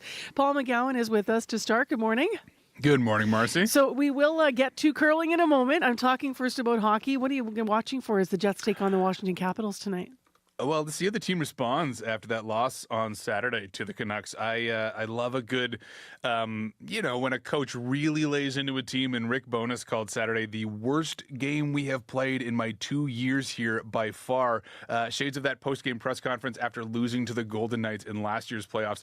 Also doesn't get any easier for the team either, playing pretty much every other night for the rest of the month starting tonight. The good news is that reinforcements are coming. Gabe Velarde is expected back on the ice today, although he may not play tonight. There's also the trade deadline acquisitions of Tyler Toffoli, Colin Miller. We should find out the availability of all 3 players later today. Puck drop tonight at 6:30. Now let's go to the other ice, the Brier, and I think most people would agree, even if you were cheering for Manitoba's Mike McEwen, that this was a predictable finish yesterday. Yeah, if you were going to bet on the outcome of the final, I mean, no disrespect to Mike McEwen and the Saskatchewan rink, but Brad Gushue, 5 Brier titles coming in, including the last 2. And he does it again, a 9-5 victory, becoming just the second male curler to win 6 Brier titles. As you might expect, Gushue was excited afterward, but when you've won as often as he has, you can also allow for some other concerns. This moment is awesome. This is this is what it's all about. This is why I play. This is why I love the game, and I love this moment. To see it all come to fruition after the hard work this week. This is so cool, and it isn't about how many. It's about this moment here, and I'm going to enjoy the next couple hours. We got an early flight, so hopefully we make it. So funny to talk about the size of the moment and then also say, yeah, but also we hope we make our flight later. For all of his success at the Brier Gushue, just the 1 World Championship. He'll get a chance at a second later this month. The Men's World Championship in Switzerland begins on the 30th. Finally, some baseball news. A homecoming for one of Canada's baseball players, one of the best of all time. Yeah, one of the best. Also, Joey Votto has the unofficial title of the most interesting man in baseball, a guy with a fairly active TikTok account. Earlier this offseason, he was documenting his weekly trip to Chess Club in Toronto. And so he signs a minor league deal with the Blue Jays. It follows what you might call a passive-aggressive social media campaign to land a contract for the upcoming season. I'm sick of this. If someone doesn't sign me, I'm not going to put my shopping carts away. Joey Votto posted a couple of videos with threats like that. Also a photo of him sitting forlornly on a bench with his bat next to him saying that he misses baseball. Now, Joey Votto is 40. He may not have much left in the tank, but he says that he's willing to start in the minors. He's willing to compete for a spot, and it would certainly be a much more interesting Blue Jays team if he is on it when camp breaks at the end of March. So usually in radio we can't see each other, but now we're on YouTube, right? So I like your ball hat. You're a fan of San Francisco. Thank you. Yeah, a little bit. A burgeoning San Francisco Giants fan. The Jays still have my heart, but, yeah. But the San Francisco Giants have your head. I visited Oracle Park this past summer. It is a beautiful ballpark. You have to go if you get a chance. It's all good. I'm not just outing you. People will see me probably in my Boston hat at some point. But I also cheer for the Jays as well. Nice. All right. Take care. Thank you, Paul. Thanks, Marcy. Paul McGowan with Morning Sports. We're coming up to news time here at 7:30. And then as you may have been hearing, if you're a regular listener, we've been featuring some of the work that's being created through Sisler Create. It's a special program that is held in the high school, but it's a post-secondary program involving students. And they're creating videos and sharing stories.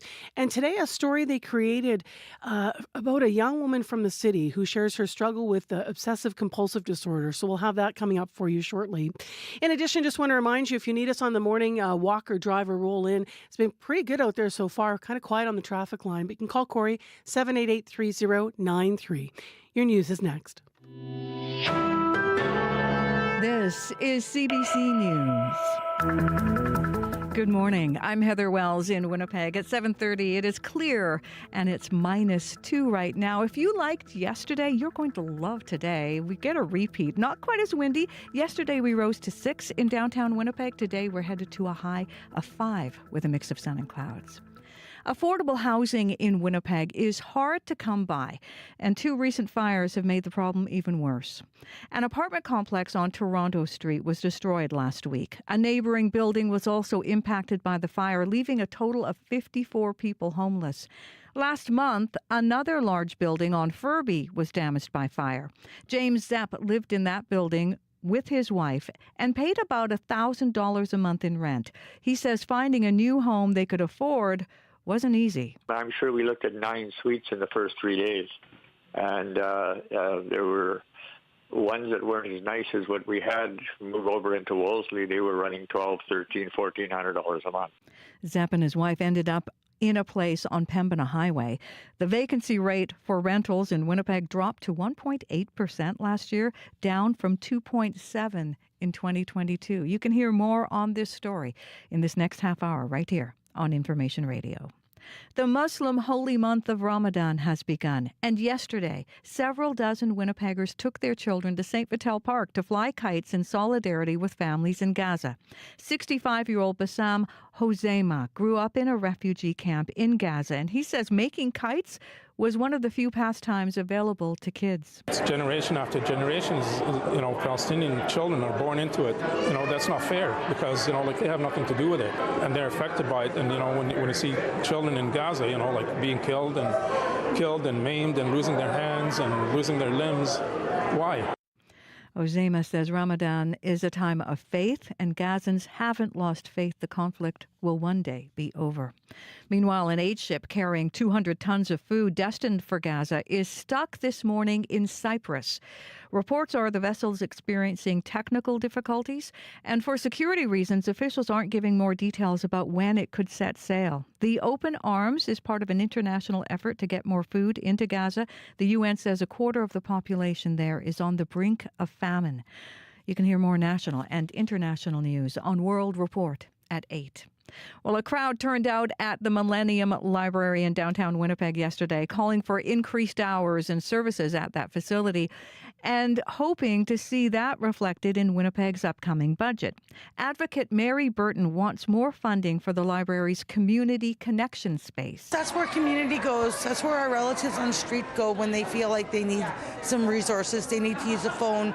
They need to get a Connect to voicemail. They can come here, talk to our community safety hosts who have been trained on finding resources in the community for that specific community. The city votes on its budget later this month. An Indigenous drama is being filmed in Winnipeg's North End. It's called Many Wounds by Ojibwe writer and director Jeremy Torrey. He weaves his own lived experience into the film and says he sees a lot of himself in the film's main character, even getting choked up on the set. That's what I want to get out of this. I want us to break the cycle because it takes generations to be in a happy, healthy environment, in a place where our spiritual self, our mental self, and our cultural self, they're all one. While the film deals with the heavy subjects, Torrey hopes audiences will leave feeling hopeful. Well, girls hit the ice with some of their hockey heroes. The 15th annual Scotiabank Girls Hockey Fest in Winnipeg over the weekend. Girls of all ages and skill sets worked with them to hone their skills. Cassie Campbell-Pascal, former national team captain, is now a professional advisor. There's a lot of talent here in Manitoba, so it's just fun to watch the game get better and better. It's fun to see more opportunities for young girls to play, and it's fun now that they get to watch their heroes with the Professional Women's Hockey League on a regular basis, too. Campbell-Pascal says as the girls become adults, they may continue playing hockey because they see professional women's hockey. The film about the father of the atomic bomb had a big night at the Oscars. And the Oscar goes to Cillian Murphy. Not only did Oppenheimer's lead actor and supporting actor win in their categories, Christopher Nolan took home the Best Director award and the award for Best Motion Picture. The Best Actress award went to Emma Stone for Poor Things. Nova Scotia-born filmmaker Ben Proudfoot won his second Academy Award for his documentary short film, The Last Repair Shop. And Barbie took home its only award for this hit by Billie Eilish and her brother Phineas O'Connell.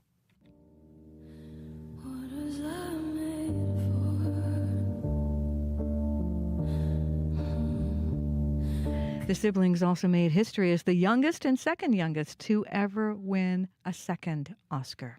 You can find more on the Oscars and other news on our website this morning, nationally, cbcnews.ca, and locally at cbc.ca/Manitoba. Thank you, Heather Wells. You're welcome. All right, Abby Adiyemi, you and I are getting through it. We haven't worked Monday in a while. I know, find I'm like, wow, Monday, it's tiring. I almost clicked snooze on my alarm when it came up. Oh, no, I'm not. I need to get out. Did you change your clock yet? Oh, I did a thing, actually. I did the change on Saturday afternoon. Yep. So you can get used to it? Like Saturday afternoon, I did, like at midday on Saturday, I just changed everything. Do you know, I changed mine before we went to bed Saturday night, but before the actual time change at 1 a.m., I think is the time central, to psychologically get used to it. And then I found that kind of worked for me. Yeah, it did work for me. Yeah. I just, midday Saturday, I just changed it so the day ended it's already adjusted for me. What about the car clock? The car clock, once I plug my phone in, it just synchronizes itself. Got it. I had to change mine manually this morning. Well, it is 7:36. Abby's got our regional forecast. Yeah, currently we're sitting at -2 degrees in the city, seeing partly cloudy skies hanging over the city. It's going to be a mild day. Expect a mix of sun and clouds. Later, we'll be heading for a high of 5. Brandon is chilly at -11. Currently, the Westman region is seeing mainly clear skies. You'll be expecting a mix of sun and clouds later. Though you're seeing some fog patches now, they're dissipating, and then you'd reach a high of 4. In northern part of the province, some areas are seeing partly cloudy skies. Thompson, for example, it reports -7 degrees. Thompson is anticipating mainly sunny weather with increasing cloudiness later in the afternoon, and then we'll be seeing a high of 3 degrees in Thompson. Churchill currently sits at -7 also, but with clear skies, and we'll see some cloudiness crawl in later with a chance of flurries also. The high of -1 for the day. Dauphin reports -2 with clear skies. The Parkland region expects a mix of sun and clouds today with a chance of showers later in the afternoon and a high of 6. Good morning, Gimli. It's -5 and clear. Today, the Interlake region will be sunny, becoming a mix of sun and clouds later on, and we will see a high of 3. Steinbach reports -1 with clear skies. We'll be seeing a sunny day in Steinbach. Then it's going to be changing into a mix of sun and clouds with a high of 6. Morris is at -2 and partly cloudy. For folks in the Pembina Valley region, good morning to you. You should expect a sunny day. It will then change to a mix of sun and clouds, and we'll be heading for a high of 6. Winnipeg, we're heading for a high of 5, a mild one, Mercy. All right, so we're going to be some melting. Corey Funk, have you heard anything on the traffic line this morning? Yeah, just got a call from the cautious courier. No cars, but he did see 2 geese downtown. Someone else last week, Emily Brass, actually, was over the weekend. She was out and about, and she had posted on Facebook, our colleague, that she also saw a goose. Yes, so it was kind of one of those early signs of spring. He also said that he picked his first tick off him the other day as well. Oh. Hooray and a gross. Yeah. Sorry to ruin it. But I mean, at least it's maybe a sign that spring is here or around the corner. Really, but that's pretty much the most exciting thing I've heard on the commuter line so far this morning. It's been pretty quiet out there on the roads, on the highways, bike lanes, sidewalks. Pretty puddly on the sidewalks as things warm up today. Slippery before then, though. If you see anything else going on, give me a call on the CBC commuter line. Hopefully no more tick calls. 204-788-3093. We should have a nice sky to enjoy today with the change in time. All that light at the back end of the day. The sunsets, when looking at the end of the day, have been stunning. I go to volleyball on Friday night, so I'm driving west. So I'm driving west. I'm driving right into the sunset, and I just catch them. I'm always straight out and about right at that time. And it looked this Friday like a shelf with just like like a blast of pink, brighter than Ryan Gosling's outfit last night at the Oscars. We've just been enjoying some gorgeous skies. And I don't know about you, but I even noticed just last night was the first night of that sunset. That was a little bit later, but I just had a little more energy in the evening than I normally do, which is such a nice feeling. Yeah, so there's the upside of daylight saving. Mm-hmm. Next on the program, the latest in our special series produced by a team of aspiring filmmakers. They're all taking part in CREATE. It's an entertainment arts training program at Sisler High School. And today, students Marcus Rismachal, Gabrielle Bezo, and Bridget Clemente share the story of a young Winnipeg woman who lives with obsessive-compulsive disorder, or OCD. Calandra Stroot takes us inside her daily struggles and reveals her worst moment that landed her in hospital. Here now is her story. My name is Calandra Stroot. My pronouns are she, her. I like to keep things clean. I like to wash my hands. So I do a lot of hand washing. I do a lot of showering. I do a lot of cleaning. And I have a lot of obsessions about contamination.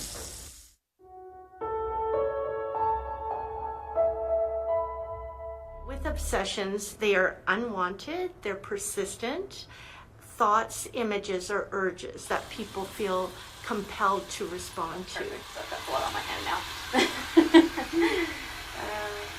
This is what I meant with the digging into the cuticles to clean them out.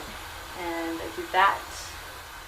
Every little thing that I do, I have to think about the consequences that it could have, and what sort of compulsions it could lead to.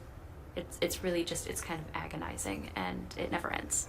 I once tried to describe it kind of like a black tar on your hand that nobody can see except you. And as you go around day to day, everything that you put your hand on, you leave this sticky tar handprint, and everything that other people touch, now they get the tar on their hands, and it spreads and it spreads and it spreads exponentially. But it doesn't matter to anybody else, it only matters to me because I'm the only one who can see it. What's the difference between someone who has OCD and someone who's maybe a little obsessive is the fact that it is unwanted and it's intrusive, and that it takes up ample amount of people's time in a day. I was getting ready for my first exam, and I couldn't touch my binder, and there was something wrong with my binder, and every time that I went and I grabbed my binder, I was getting in and out of the shower. I think I took 3 or 4 showers in about 2 hours. And I was just, every time I would get out, I would get dressed, and then I would I would try to get back to my work and have the same panic attack over and over again. Nobody in the house could get me to calm down from it. And so at that point, we went looking for outside help.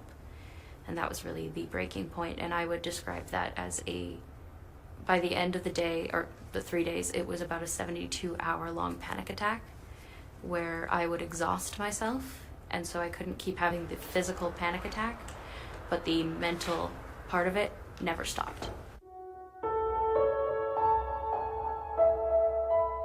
We need to learn to become vulnerable. I always say that vulnerability is the birthplace to happiness. By being vulnerable and showing our vulnerability is the opportunity for us to be able to reach out and get that professional help. When I decided to admit myself into the hospital, it was a really hard decision that October, but it was, in the end, probably the best decision that I could make. And I'm at school, I'm tutoring, I'm doing all kinds of things. So even though it's still affecting my life quite a bit and there's still a lot of compulsions, I'm managing to live my life. Calandra Stroot talking about living with OCD. You also heard there from Sandra Wallace, a psychiatric nurse in Winnipeg. She specializes in OCD treatment. Now, that story was produced by Sisler CREATE students, Marcus Rismachal, Gabrielle Bezo, and Bridget Clemente. Sisler CREATE is now accepting, by the way, applications for post-secondary school students for programs starting this September. You can check out their website, sislercreate.com, for more information, and you can watch their short film on OCD if you want to go to our website at cbc.ca/Creator Network MB.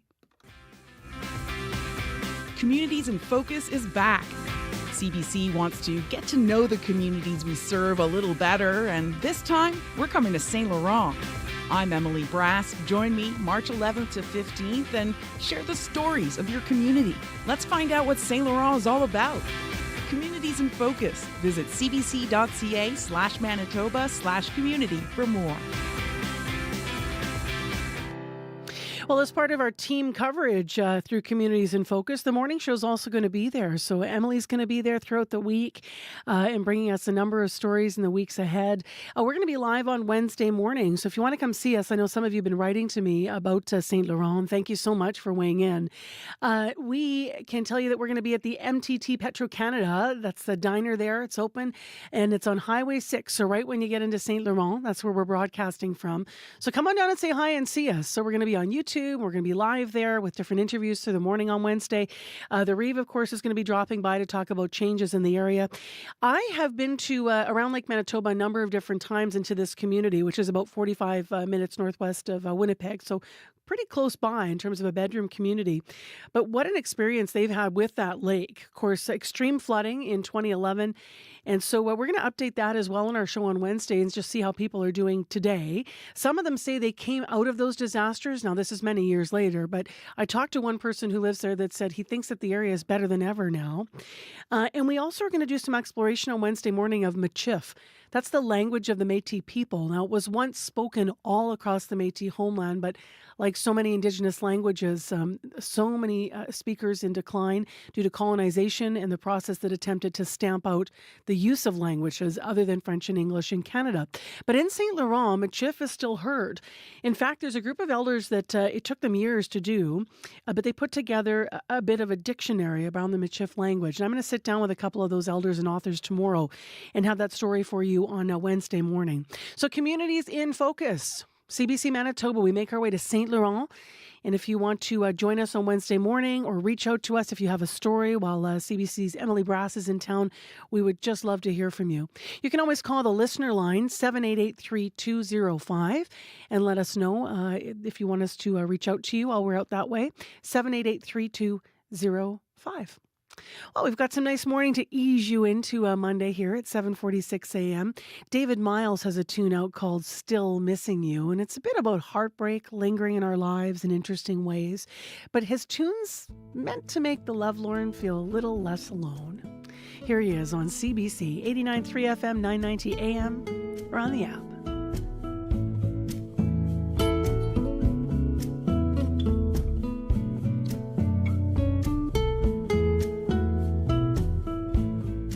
I tell my friends what I've been doing, what's keeping me out since you've been gone.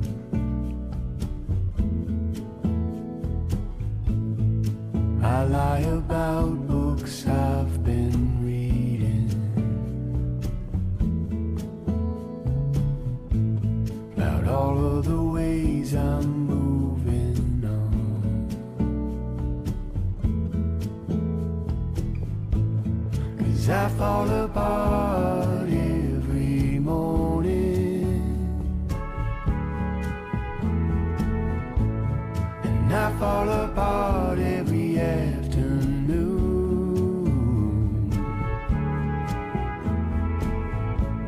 I hope it will change, but every evening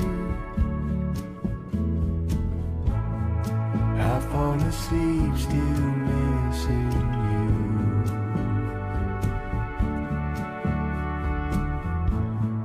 I tell my mom that I've been dating,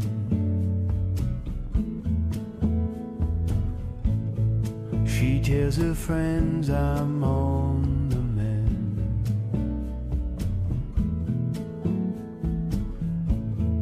My sister's kids think I'm so funny,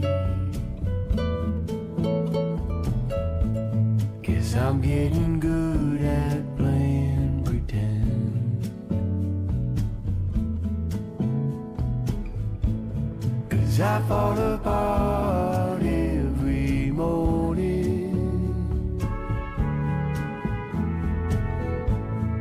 and I fall apart every afternoon.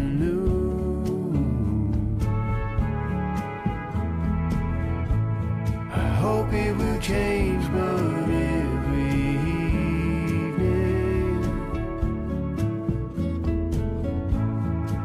I fall asleep still missing you.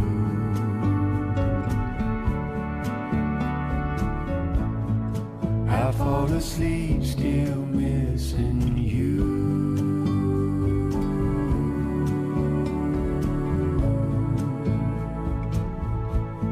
Still missing you.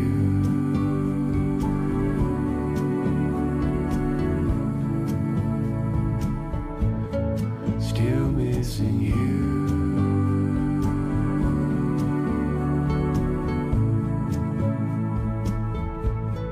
Still missing you. Fredericton's David Miles featuring May Erlewine with the tune Still Missing You on 89.3 FM, 990 AM on the app or on YouTube.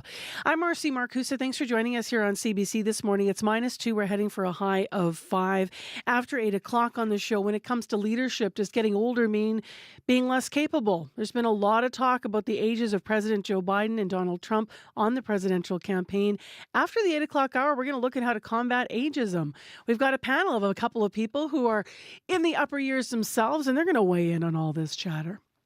Right now, though, there has been, as you've been hearing in the news, a high number of apartment fires in Winnipeg lately, with 3 apartment fires last week alone on Yonge Street, Toronto Street, and the latest on Main Street on Friday night. Now, no one was seriously hurt, but the fires changed people's lives, and many of them left residents displaced.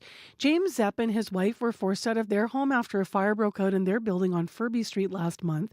Now, luckily, the couple was able to stay with a family immediately after the fire, and they've since moved into a new apartment. But James says that many of his former neighbors haven't been so lucky, and he wants the province's help to make sure that no one else has to go through what they did.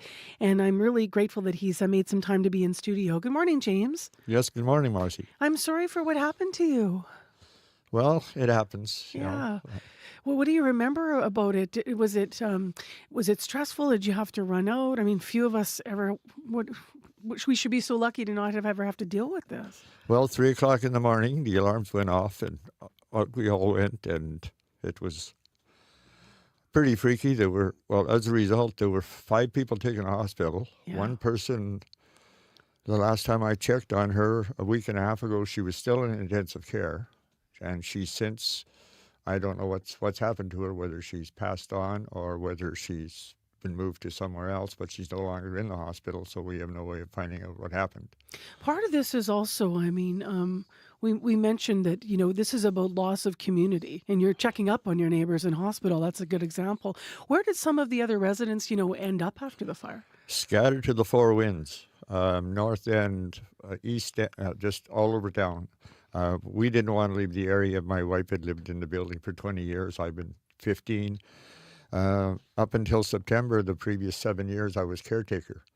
So not only had, knew the people and friends with them, and I have to say the sense of community in the building was unlike anything I've ever seen.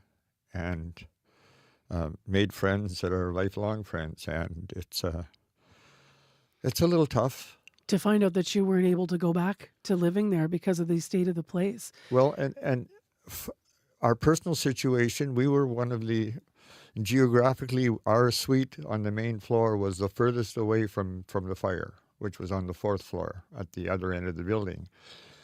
So we had 0 damage to any of our goods. But the state of the overall building wasn't safe, I understand, potentially. Or actually, I should ask specifically. I shouldn't say I'm reading a lot about this. What reasons did they give you about why, you couldn't go back to live in that building? Well, initially we were told that it was going to take them 4 to 6 months to redo the electrical system because the water poured down on the electrical panels and shorted them all out. Got it. And they said it would be a good year before anybody could ever move back in. And none of the tenants that I've talked to, which is most of them, have any plans on ever moving back. Where have they been able to find places to go? Like, what's the reality of trying to find a place that's comparable in terms of affordability and such, and staying in the neighborhood? That wasn't the issue near so much. It was the lack of time. Because, as you're probably aware, when the owner of the building put in the insurance claim on February 12th, that the building became the property of the insurance company. So no one except the designated agent for the insurance company, they got to make the rules. And so how are you feeling about the fact that you're not going to be able to live there? That you're in this other apartment. I should ask, how has your life changed now that you're in another place?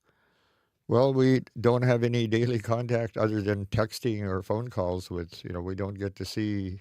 I think I'm the only one that's out in, Fort Richmond or even, south of that actually. So it's caused a bit of a hole in our lives because the building was darned important to us.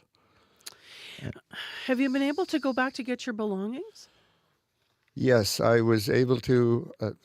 That was part of the problem caused by the insurance company. I need to harp on them because they're the ones who made the situation immeasurably worse.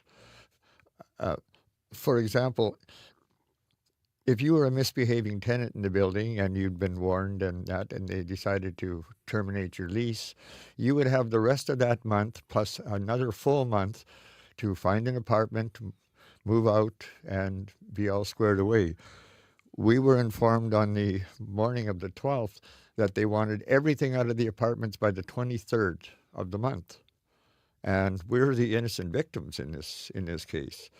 And was there assistance given to, if I can interject, was there assistance given to people who were told that and weren't able to move their belongings themselves or couldn't afford the help? Well, by the Monday of the week of the 23rd, due to pressure, the lady in charge of the building relented and allowed us to stay in until the 29th. And it was quite clear that any goods left in the suite after the 29th would be removed to the garbage. What reason were you given for the tight timeline, if any? None. And to make matters worse, we had no access on the weekends, Saturday, Sunday. So we're 5 days in there, the 2 weekends, including the long weekend. And you couldn't get in. Where you couldn't even access the building. What's your message this morning in terms of what you hope would change to better support people who were displaced by the fire? Well, at the very least, considering that there was no major building damage such that, everybody had to get their stuff out quickly because it wasn't safe, they're going to be in there for a full year working on it. Why could they not give us at least the bare minimum, which, according to the Office of the Residential Tenancies Branch, would range between 31 and 60 days notice that you would get? Well, we had 18 days, less 5 days of where we weren't allowed in the building on the weekends, and the answer given by Allison from Winnipeg Furniture Store, who was the designated agent, her answer was, we don't work weekends. So we had 8 to 4 Monday to Friday to get everything done. And so our 18 days went down to 13. And the folks on the upper floors could use the stairs to get into their suites, but they'd have to do that because the elevator wasn't working again until the Friday. So they had basically 9 days and some of the tenants walked away from everything.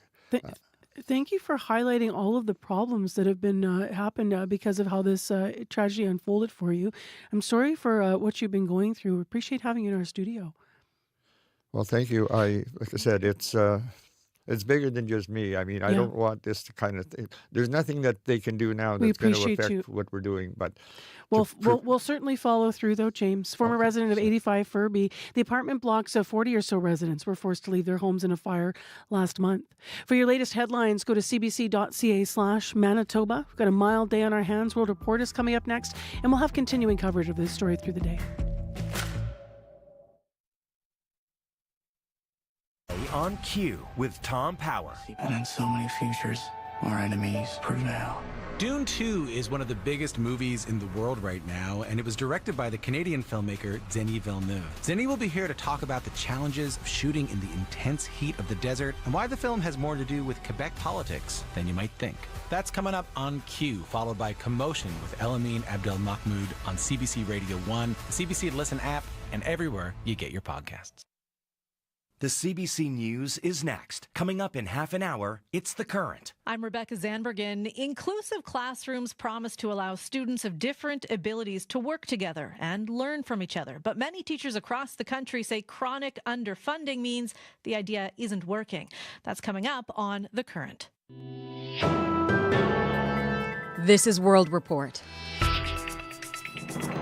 Good morning. I'm Marcia Young. The NDP and Green parties are calling on the federal government to reopen a multi-billion-dollar settlement agreement with Indian Day School survivors.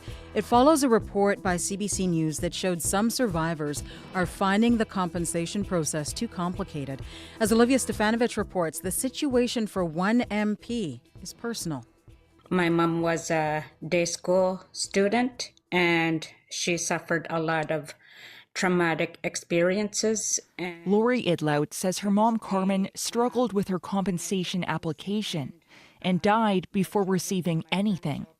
Now Idlout, the NDP MP for Nunavut, says her family is still trying to access the money promised to day school survivors by the federal government. It's an arduous process. Idlout says Ottawa should review the settlement agreement and allow survivors to resubmit their claims.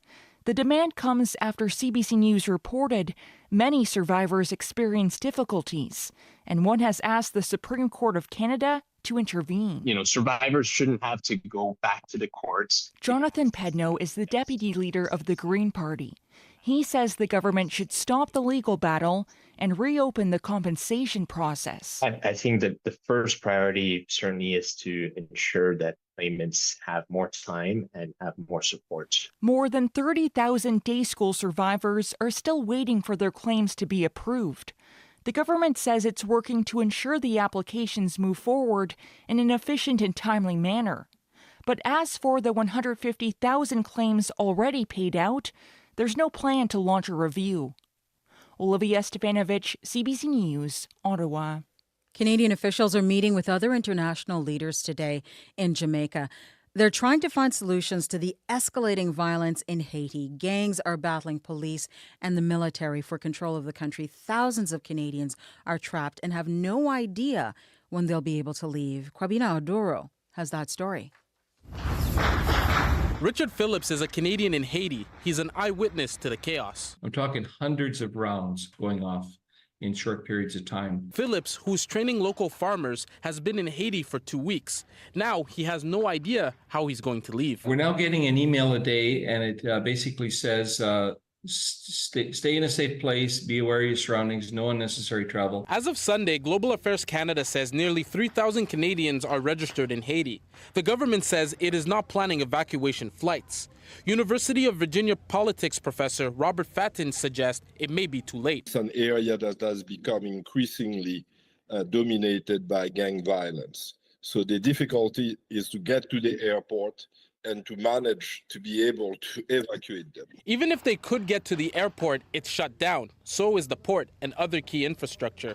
Armed gangs have taken control of large parts of Haiti's capital, destroying police stations, freeing prisoners from jails. The country's Prime Minister, Ariel Henry, is in exile, threatened with death if he returns. Fattin says Canada's meeting with other regional partners today in Jamaica is an important one. The negotiated solution needs to materialize as soon as possible. Otherwise, it's difficult to think of more stability given the power of the gang. Phillips worries about what comes next. For now, his only hope is to get out when and if commercial flights resume. Kubino Duro, CBC News, Montreal. The House of Representatives will vote this week on TikTok. A committee last week unanimously approved a proposed bill that would ban the app. That would happen if its Chinese parent company refuses to sell. It all centers around security concerns about the way the app uses and stores data. The CBC's Richard Madden joins me now from Washington. And Richard, what are we expecting this week as the House gets ready to vote on this bill? Yeah, we're expecting some drama because few issues unite a divided Congress more than taking on big tech. Last week, lawmakers on the House Energy Committee voted unanimously to ban the wildly popular social media app TikTok from being downloaded on app stores in the U.S. unless it divests itself from its parent company, China-based ByteDance, within 6 months. Now, for years, U.S. intelligence agencies have warned the Chinese government could access TikTok user data for nefarious purposes, identifying targets and creating mass disinformation campaigns to disrupt elections and sow chaos. Now, TikTok denies it and has urged its 170 million American users with a link to call their members of Congress to complain. Offices were reportedly bombarded with a wave of calls, including Texas Congressman Dan Crenshaw, who supports the ban. You have to put in your zip code so that TikTok can tell you which representative you should call. Imagine when China wants to use it more nefariously. Imagine when they want to truly engage in psychological warfare against the American people. Now, a bill is expected later this week in the House, and it would then go to the Senate, where its fate is unclear. How is this issue playing out on the campaign trail? Right, well, President Joe Biden, who is on TikTok, now says he supports it, but former President Donald Trump, who pushed for the ban as president, is now opposed, saying it would only give other sites like Facebook more power. And we've since learned Trump's former top aide, Kellyanne Conway, was hired by a group supporting TikTok and is lobbying members of Congress to change their mind, saying a ban is draconian and ill-advised. Thank you, Richard. Thank you. The CBC's Richard Madden in Washington. Kensington Palace is responding to questions about the latest photo of Catherine, Princess of Wales. It was released yesterday to mark Mother's Day in the UK, but photo agencies stopped using the picture. It showed signs of being digitally manipulated. This picture was the first official photograph of Kate since she had abdominal surgery. She stopped attending public events 2 months ago. Rumors about her well-being have been swirling since then. The palace has now tweeted on behalf of Kate. It says she is an amateur photographer who was experimenting with editing, and it apologizes for the confusion. Athletes from all over the circumpolar world are in Alaska for the Arctic Winter Games. Participants will compete in 20 sports, including traditional Indigenous games and Inuit sports. This is the first time in years the Games are being held outside Canada. And as Cheryl Kawaja reports, for some athletes, just getting there has been a test of endurance. Team Yukon! From Alaska to Greenland, participants parade into the opening ceremonies, 2,000 altogether. Canada's Governor-General Mary Simon steps up to the podium, cheered on the loudest by Team Nunavik, her home region. Her encouragement. Can you all say please never to give up. Persevering in the face of obstacles, in life, in sports. And this time, just getting to these games proved extra challenging for many. Fly in 30 hours here. It's across the world. For Team Sapmi, the indigenous people of Scandinavia, it's several long plane rides. But for some northern Canadians, getting a passport was down to the wire, even with Ottawa putting special effort to help those going to the Arctic Winter Games. The very last day, the last 4 passports were delivered while kids were there staging at the airport to get on their flights. John Rhoda is the president of the Arctic Winter Games International Committee. I mean, literally, Service Canada flew to Kuujjuaq to deliver the passports. There is a lot of competition ahead, but at these games, it is more than just that. There is a great emphasis on sharing northern culture and coming together as members of a circumpolar world. Cheryl Kawaja, CBC News, Matsu, Alaska. The film about the father of the atomic bomb had a big night at the Oscars. And the Oscar goes to Cillian Murphy. Not only did Oppenheimer's lead actor and supporting actor win in their categories, Christopher Nolan took home the Best Director award and the award for Best Motion Picture. The Best Actress award went to Emma Stone for Poor Things. Nova Scotia-born filmmaker Ben Proudfoot won his second Academy Award for his documentary short film, The Last Repair Shop. And Barbie took home its sole award for this hit by Billie Eilish and her brother Phineas O'Connell. What does that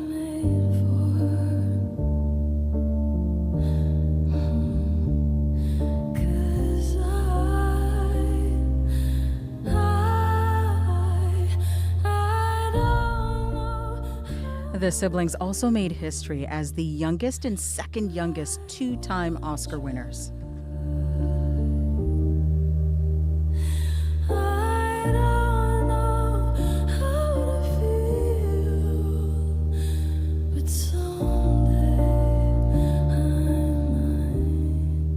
That is World Report. I'm Marcia Young.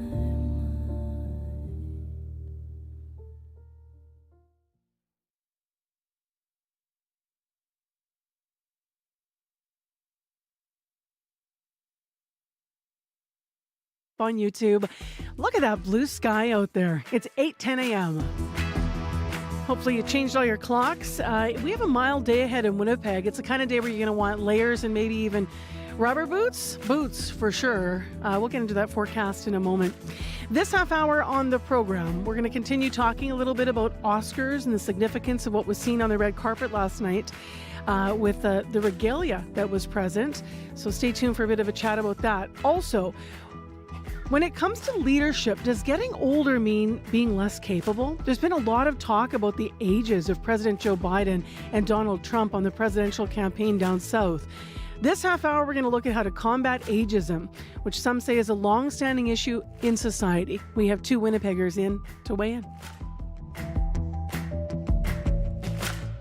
8:11 the time right now. Let's go to Abby Adeyemi in a moment with our weather. First, we go to Heather Wells for our headlines. And Heather, I apologize. I got into a conversation before 8 and I missed your headline, so I apologize. Oh, my goodness. No worries. Yeah, it was very important. And we'll tell you what you guys were talking about, the recent fires in the city that have already made tough to find affordable housing even more scarce. About 100 people living in 72 suites have been displaced. Fire tearing through an apartment building on Toronto Street last week. And last month, a fire at a 44-unit complex on Furby forced out 72-year-old James Zepp and his wife. They looked at 9 places before finally finding an apartment they could afford, but it was in a different neighborhood. And the Muslim holy month of Ramadan has just begun. Yesterday, several dozen Winnipeggers took their children to St. Vital Park to fly kites in solidarity with families in Gaza. I'll be back with more Manitoba news at 8:30. Thank you, Heather. You're welcome. Well, of course, one of the other headlines is the Oscars. Love them or hate them, a lot of us watched and were watching. And specifically, I think a lot of people were watching for Lily Gladstone. Now, she didn't take home the Oscar last night for Best Actor, but there were still a lot of beautiful moments. And I can't resist talking to Barbara Niepanak about them, elder from our community, because she's in for an interview about ageism and Joe Biden and stuff. But you were watching the Oscars. Good morning. Yeah, good morning. Yes, it was such an exciting moment. You know, sure, they're a different tribal group, but, you know, we're all Indigenous people. And when you see something like that on national or international TV, it's just so special. I mean, for a lot of us that follow our traditions and keeping our culture alive, to see the symbolism with the dress she was wearing, to see the dancers and the drummers, right away my first thought, okay, what song was that? Yeah. I think to ourselves, because we know a lot of these songs, you know, that cross over to the Canadian American side. And right away my daughter says, do you know what song that is? You know, things like that. You know, it's just a special moment, not only for, I think for all of us to celebrate this tremendous moment. It's just incredible. So you were leaning in, not just to see if Lily won, but just appreciating all of the regalia performances, as you said, even though you're here in Winnipeg. Yes, and to be able to see the colors that are very symbolic. Red is very symbolic for us. And to see the regalia and to see the headdresses, you know, and you know these people are real. You know they're real singers, like the women. You hear them with their shrill. You know, you could just feel their excitement. I love that. I love that. Thank you for sharing your pride with us this morning. Oh, you're welcome. Yeah. We're going to talk about other things in a moment.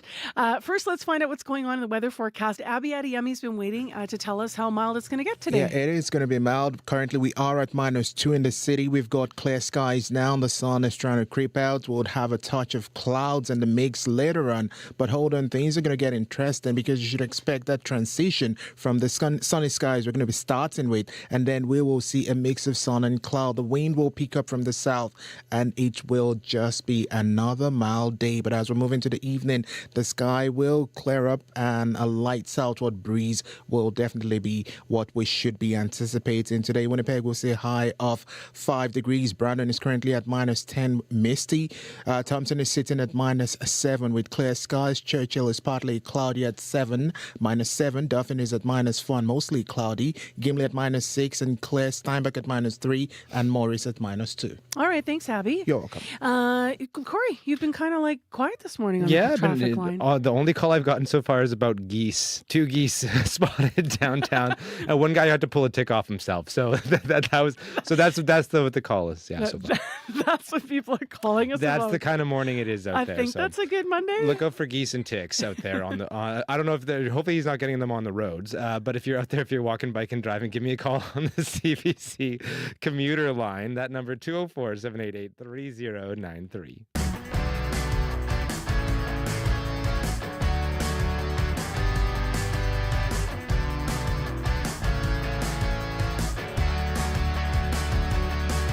Well, up next. The threat to democracy must be defended. My predecessor and some of you here seek to bury the truth about January 6th. I will not do that. This is the moment to speak the truth and to bury the lies. Here's the simple truth. You can't love your country only when you win. That's a clip of U.S. President Joe Biden in his State of the Union address last week. So why are we playing it this morning? Well, because a lot of people leaned into that address, not necessarily only to hear what he had to say, but to see whether and how he would say it, how he would deliver that speech. While the U.S. is in the midst of this presidential campaign, people are focusing on the party leaders. So on President Joe Biden, who is 81 years old, and also on former President and Republican candidate Donald Trump, who is 77 years old, who looks to be the one who's going to be the candidate that is. Now, recently, Special Counsel Robert Hur said Biden's biggest weakness is his age and poor memory. There are some that have said that those words reflect ageism that is rampant in today's society. To discuss ageism and its impacts, we're joined by a couple of local guests. As you heard, Barbara Nepanak is here, elder and knowledge keeper from Pine Creek Ojibwe First Nation. Barbara, how old are you? I'm 72. Yes, and still working constantly. Constantly. Yeah, probably too much. I see you out. Well, I give myself at least 2 days a week off. I doubt that, actually. So do I. Connie Newman's doubting with me, Executive Director of the Manitoba Association of Senior Communities. How old are you? 75 and going strong. What do you make of all this talk, Connie, about, Joe Biden and the ageism and the comments you've been hearing? It bothers me because just because 71, 75, 72, I don't ever want to be put out to pasture. Mm-hmm. I have something to say, something to share, and I have to lead. Because if I don't, who's going to do it? How about you, Barbara? What's your reaction to all the talk about this? Well, I definitely do agree with Connie as well. I always think that as long as I have energy and as long as I have my marbles together, I'll still go out there and do what I have to do. It's my responsibility as an Anishinaabe. We have to take that leadership role. When people call you, I don't go knocking on doors, but, people knock on my doors, and I appreciate that because that's what keeps me motivated every day. I mean, it's interesting because last week we had this conversation in the newsroom, some of us, and a few of us were talking, and someone said, what he is saying is overshadowed if he takes a moment to say it, just like I took a moment there. Or let's say he bumbles and goes back and has to correct something.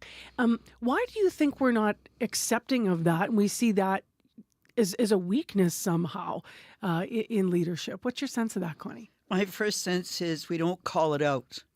We don't continue to do what you're doing here today.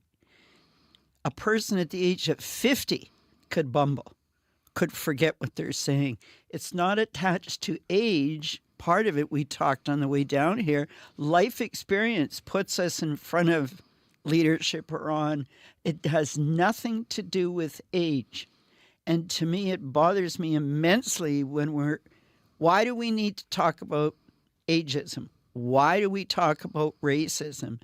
Because we need to accept the fact that a person that's 90 could still stand up and mentor those younger. We have a lifetime of experience to share. What are your thoughts on the fact that people fixate on the bumbling and such? I'm speaking specifically to Joe Biden, just because he had that speech last week.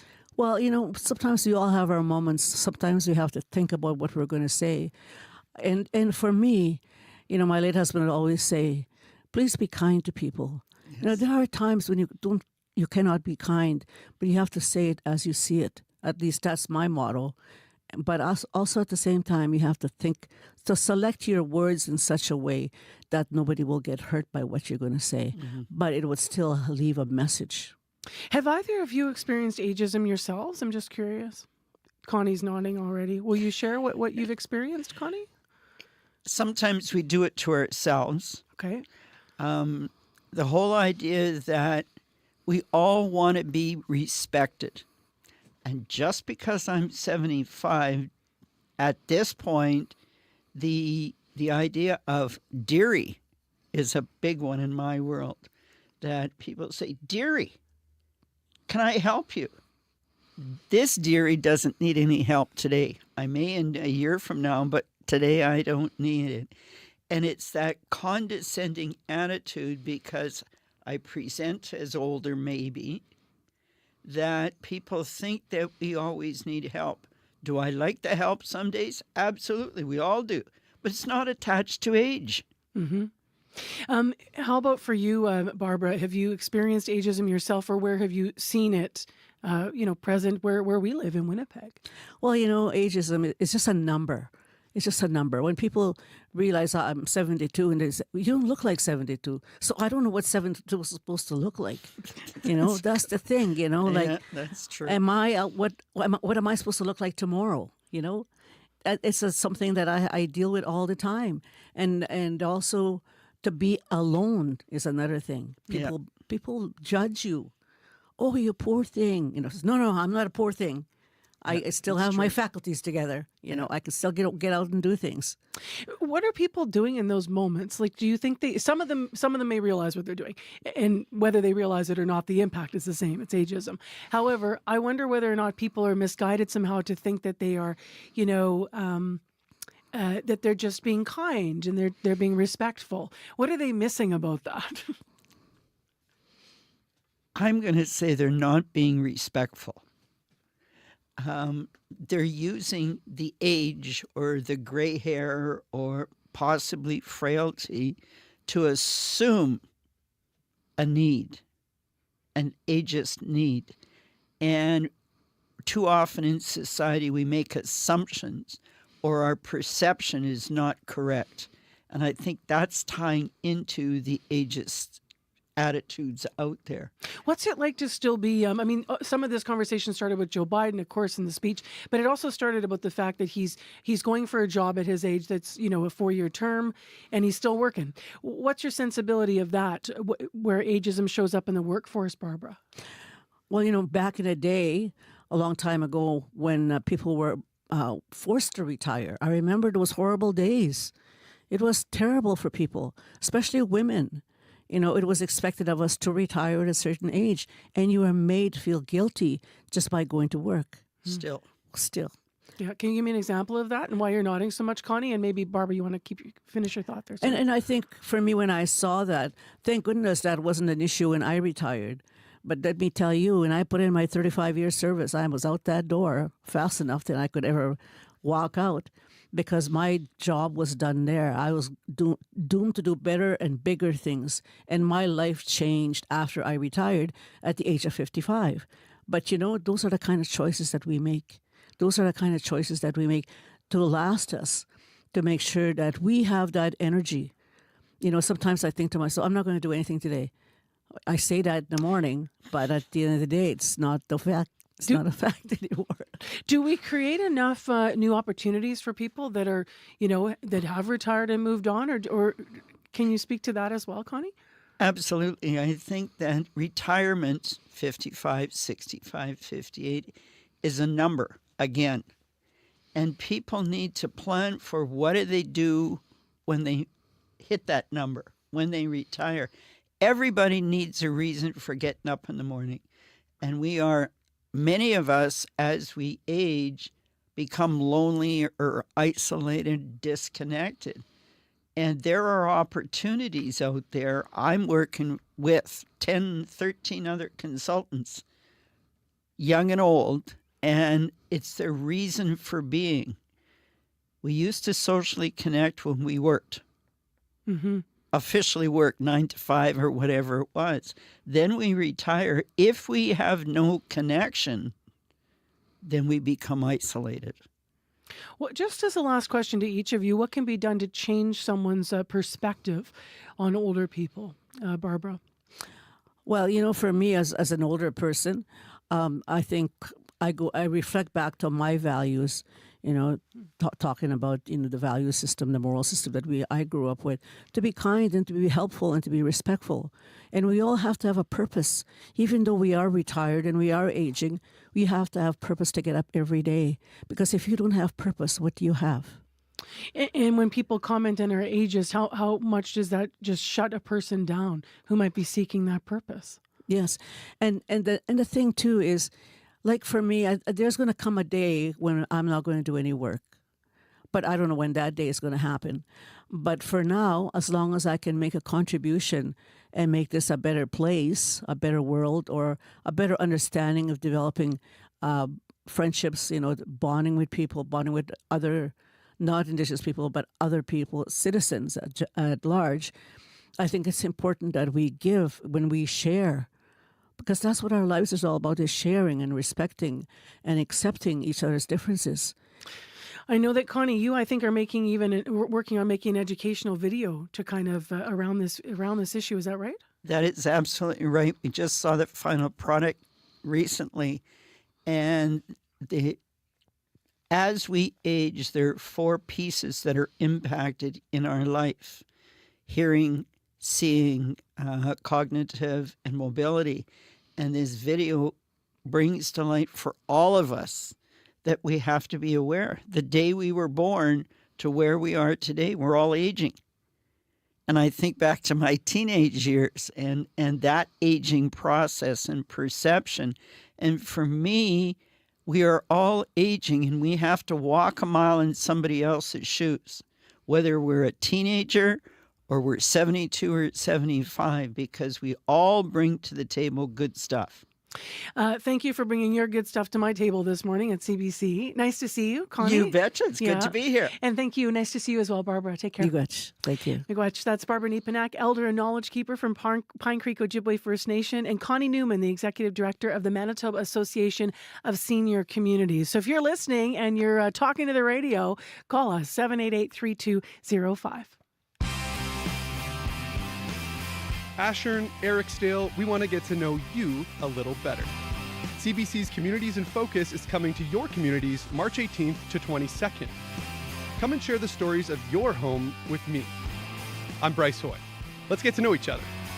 Communities in Focus. Visit cbc.ca/Manitoba/community for more.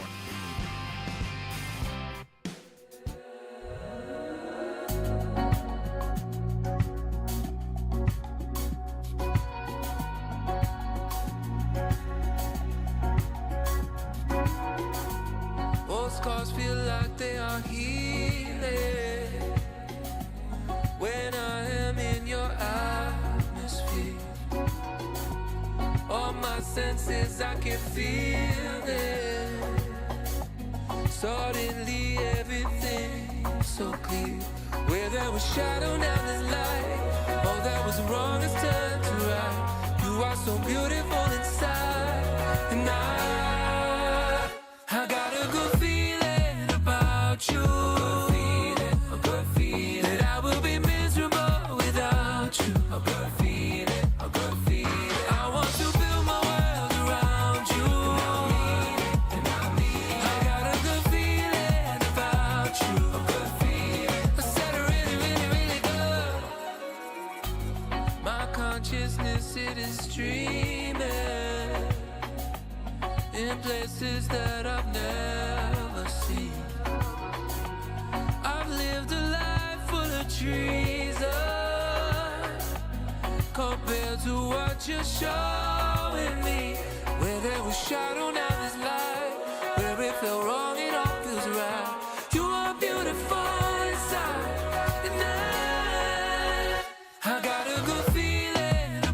without you. A good feeling. That I will be miserable without you. A good feeling. A good feeling.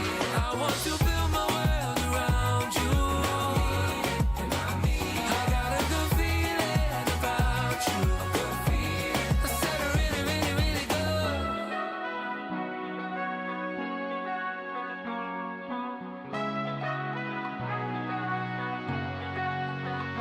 Where there was shadow, now there's light. Where it was wrong, it all feels right. You are so beautiful inside, and I got a good feeling. This is Magic. It's the name of the band. This is their first new music in 2 years, since 2022. Tune's called Good Feeling About You, if you're looking to get it downloaded onto your device. I'm Marcy Marcusa. This is CBC, and your CBC Winnipeg News is next. This is CBC News. Good morning. I'm Heather Wells in Winnipeg at 8:30. Partly cloudy, -2. Got a good feeling about this forecast. We're going to see a mix of sun and clouds today, just a bit of a south breeze, and really mild for this time of year, above normal high of 5.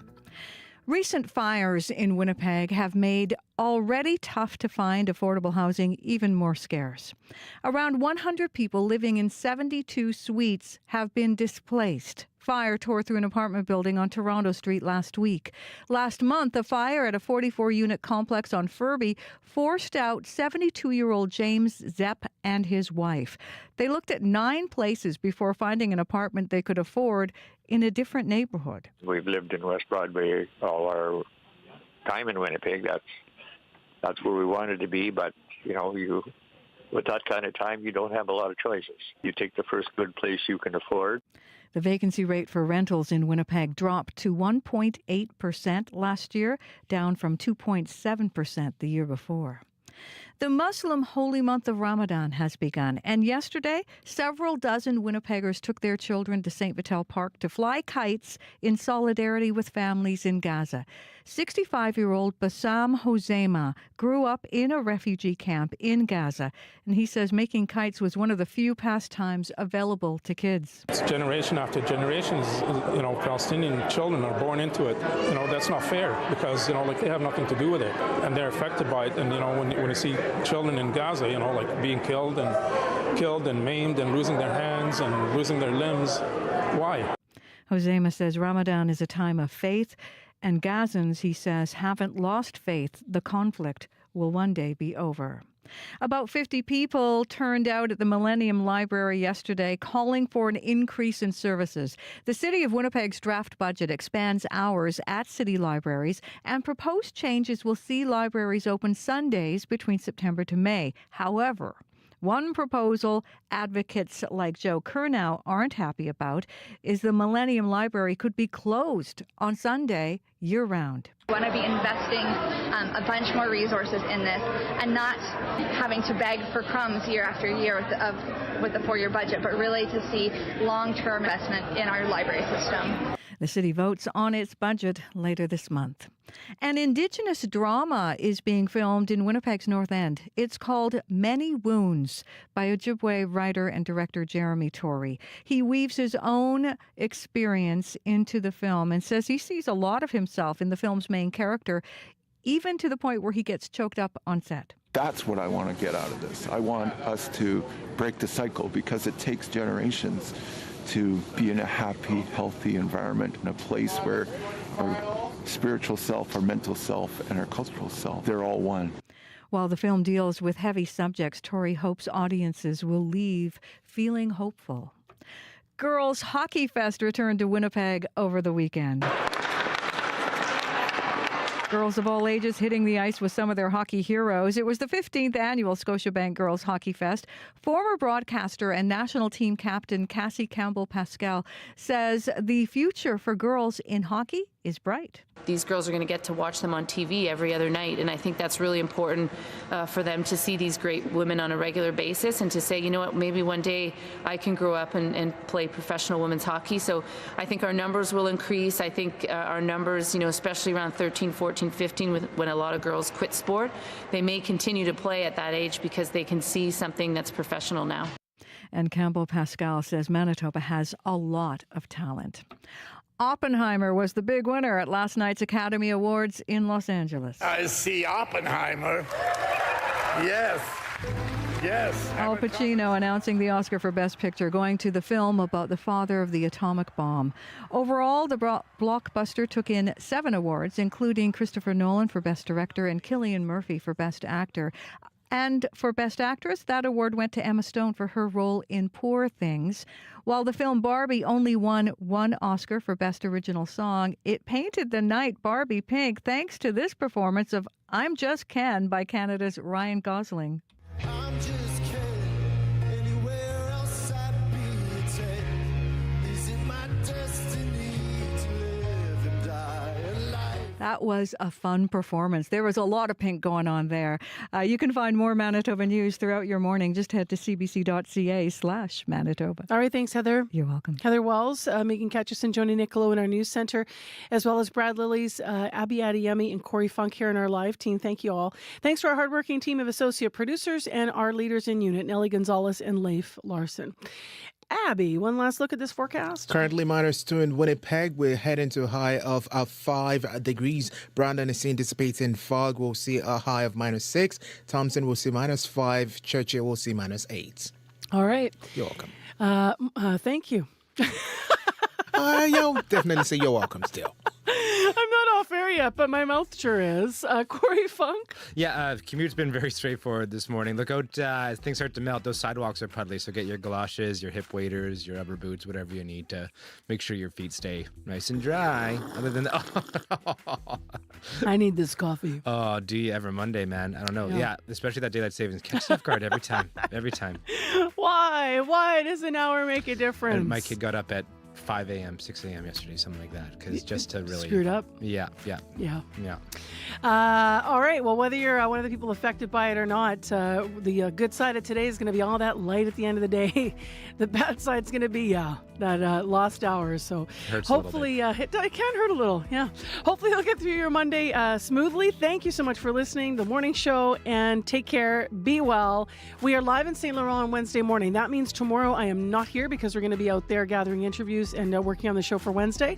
So Corey and I are going to be off the program tomorrow, but we'll be back with you on Wednesday. But the show's not going anywhere, so tune in to Information Radio tomorrow morning, and of course Radio Noon and Up to Speed still to come today, right here on CBC 89.3 FM.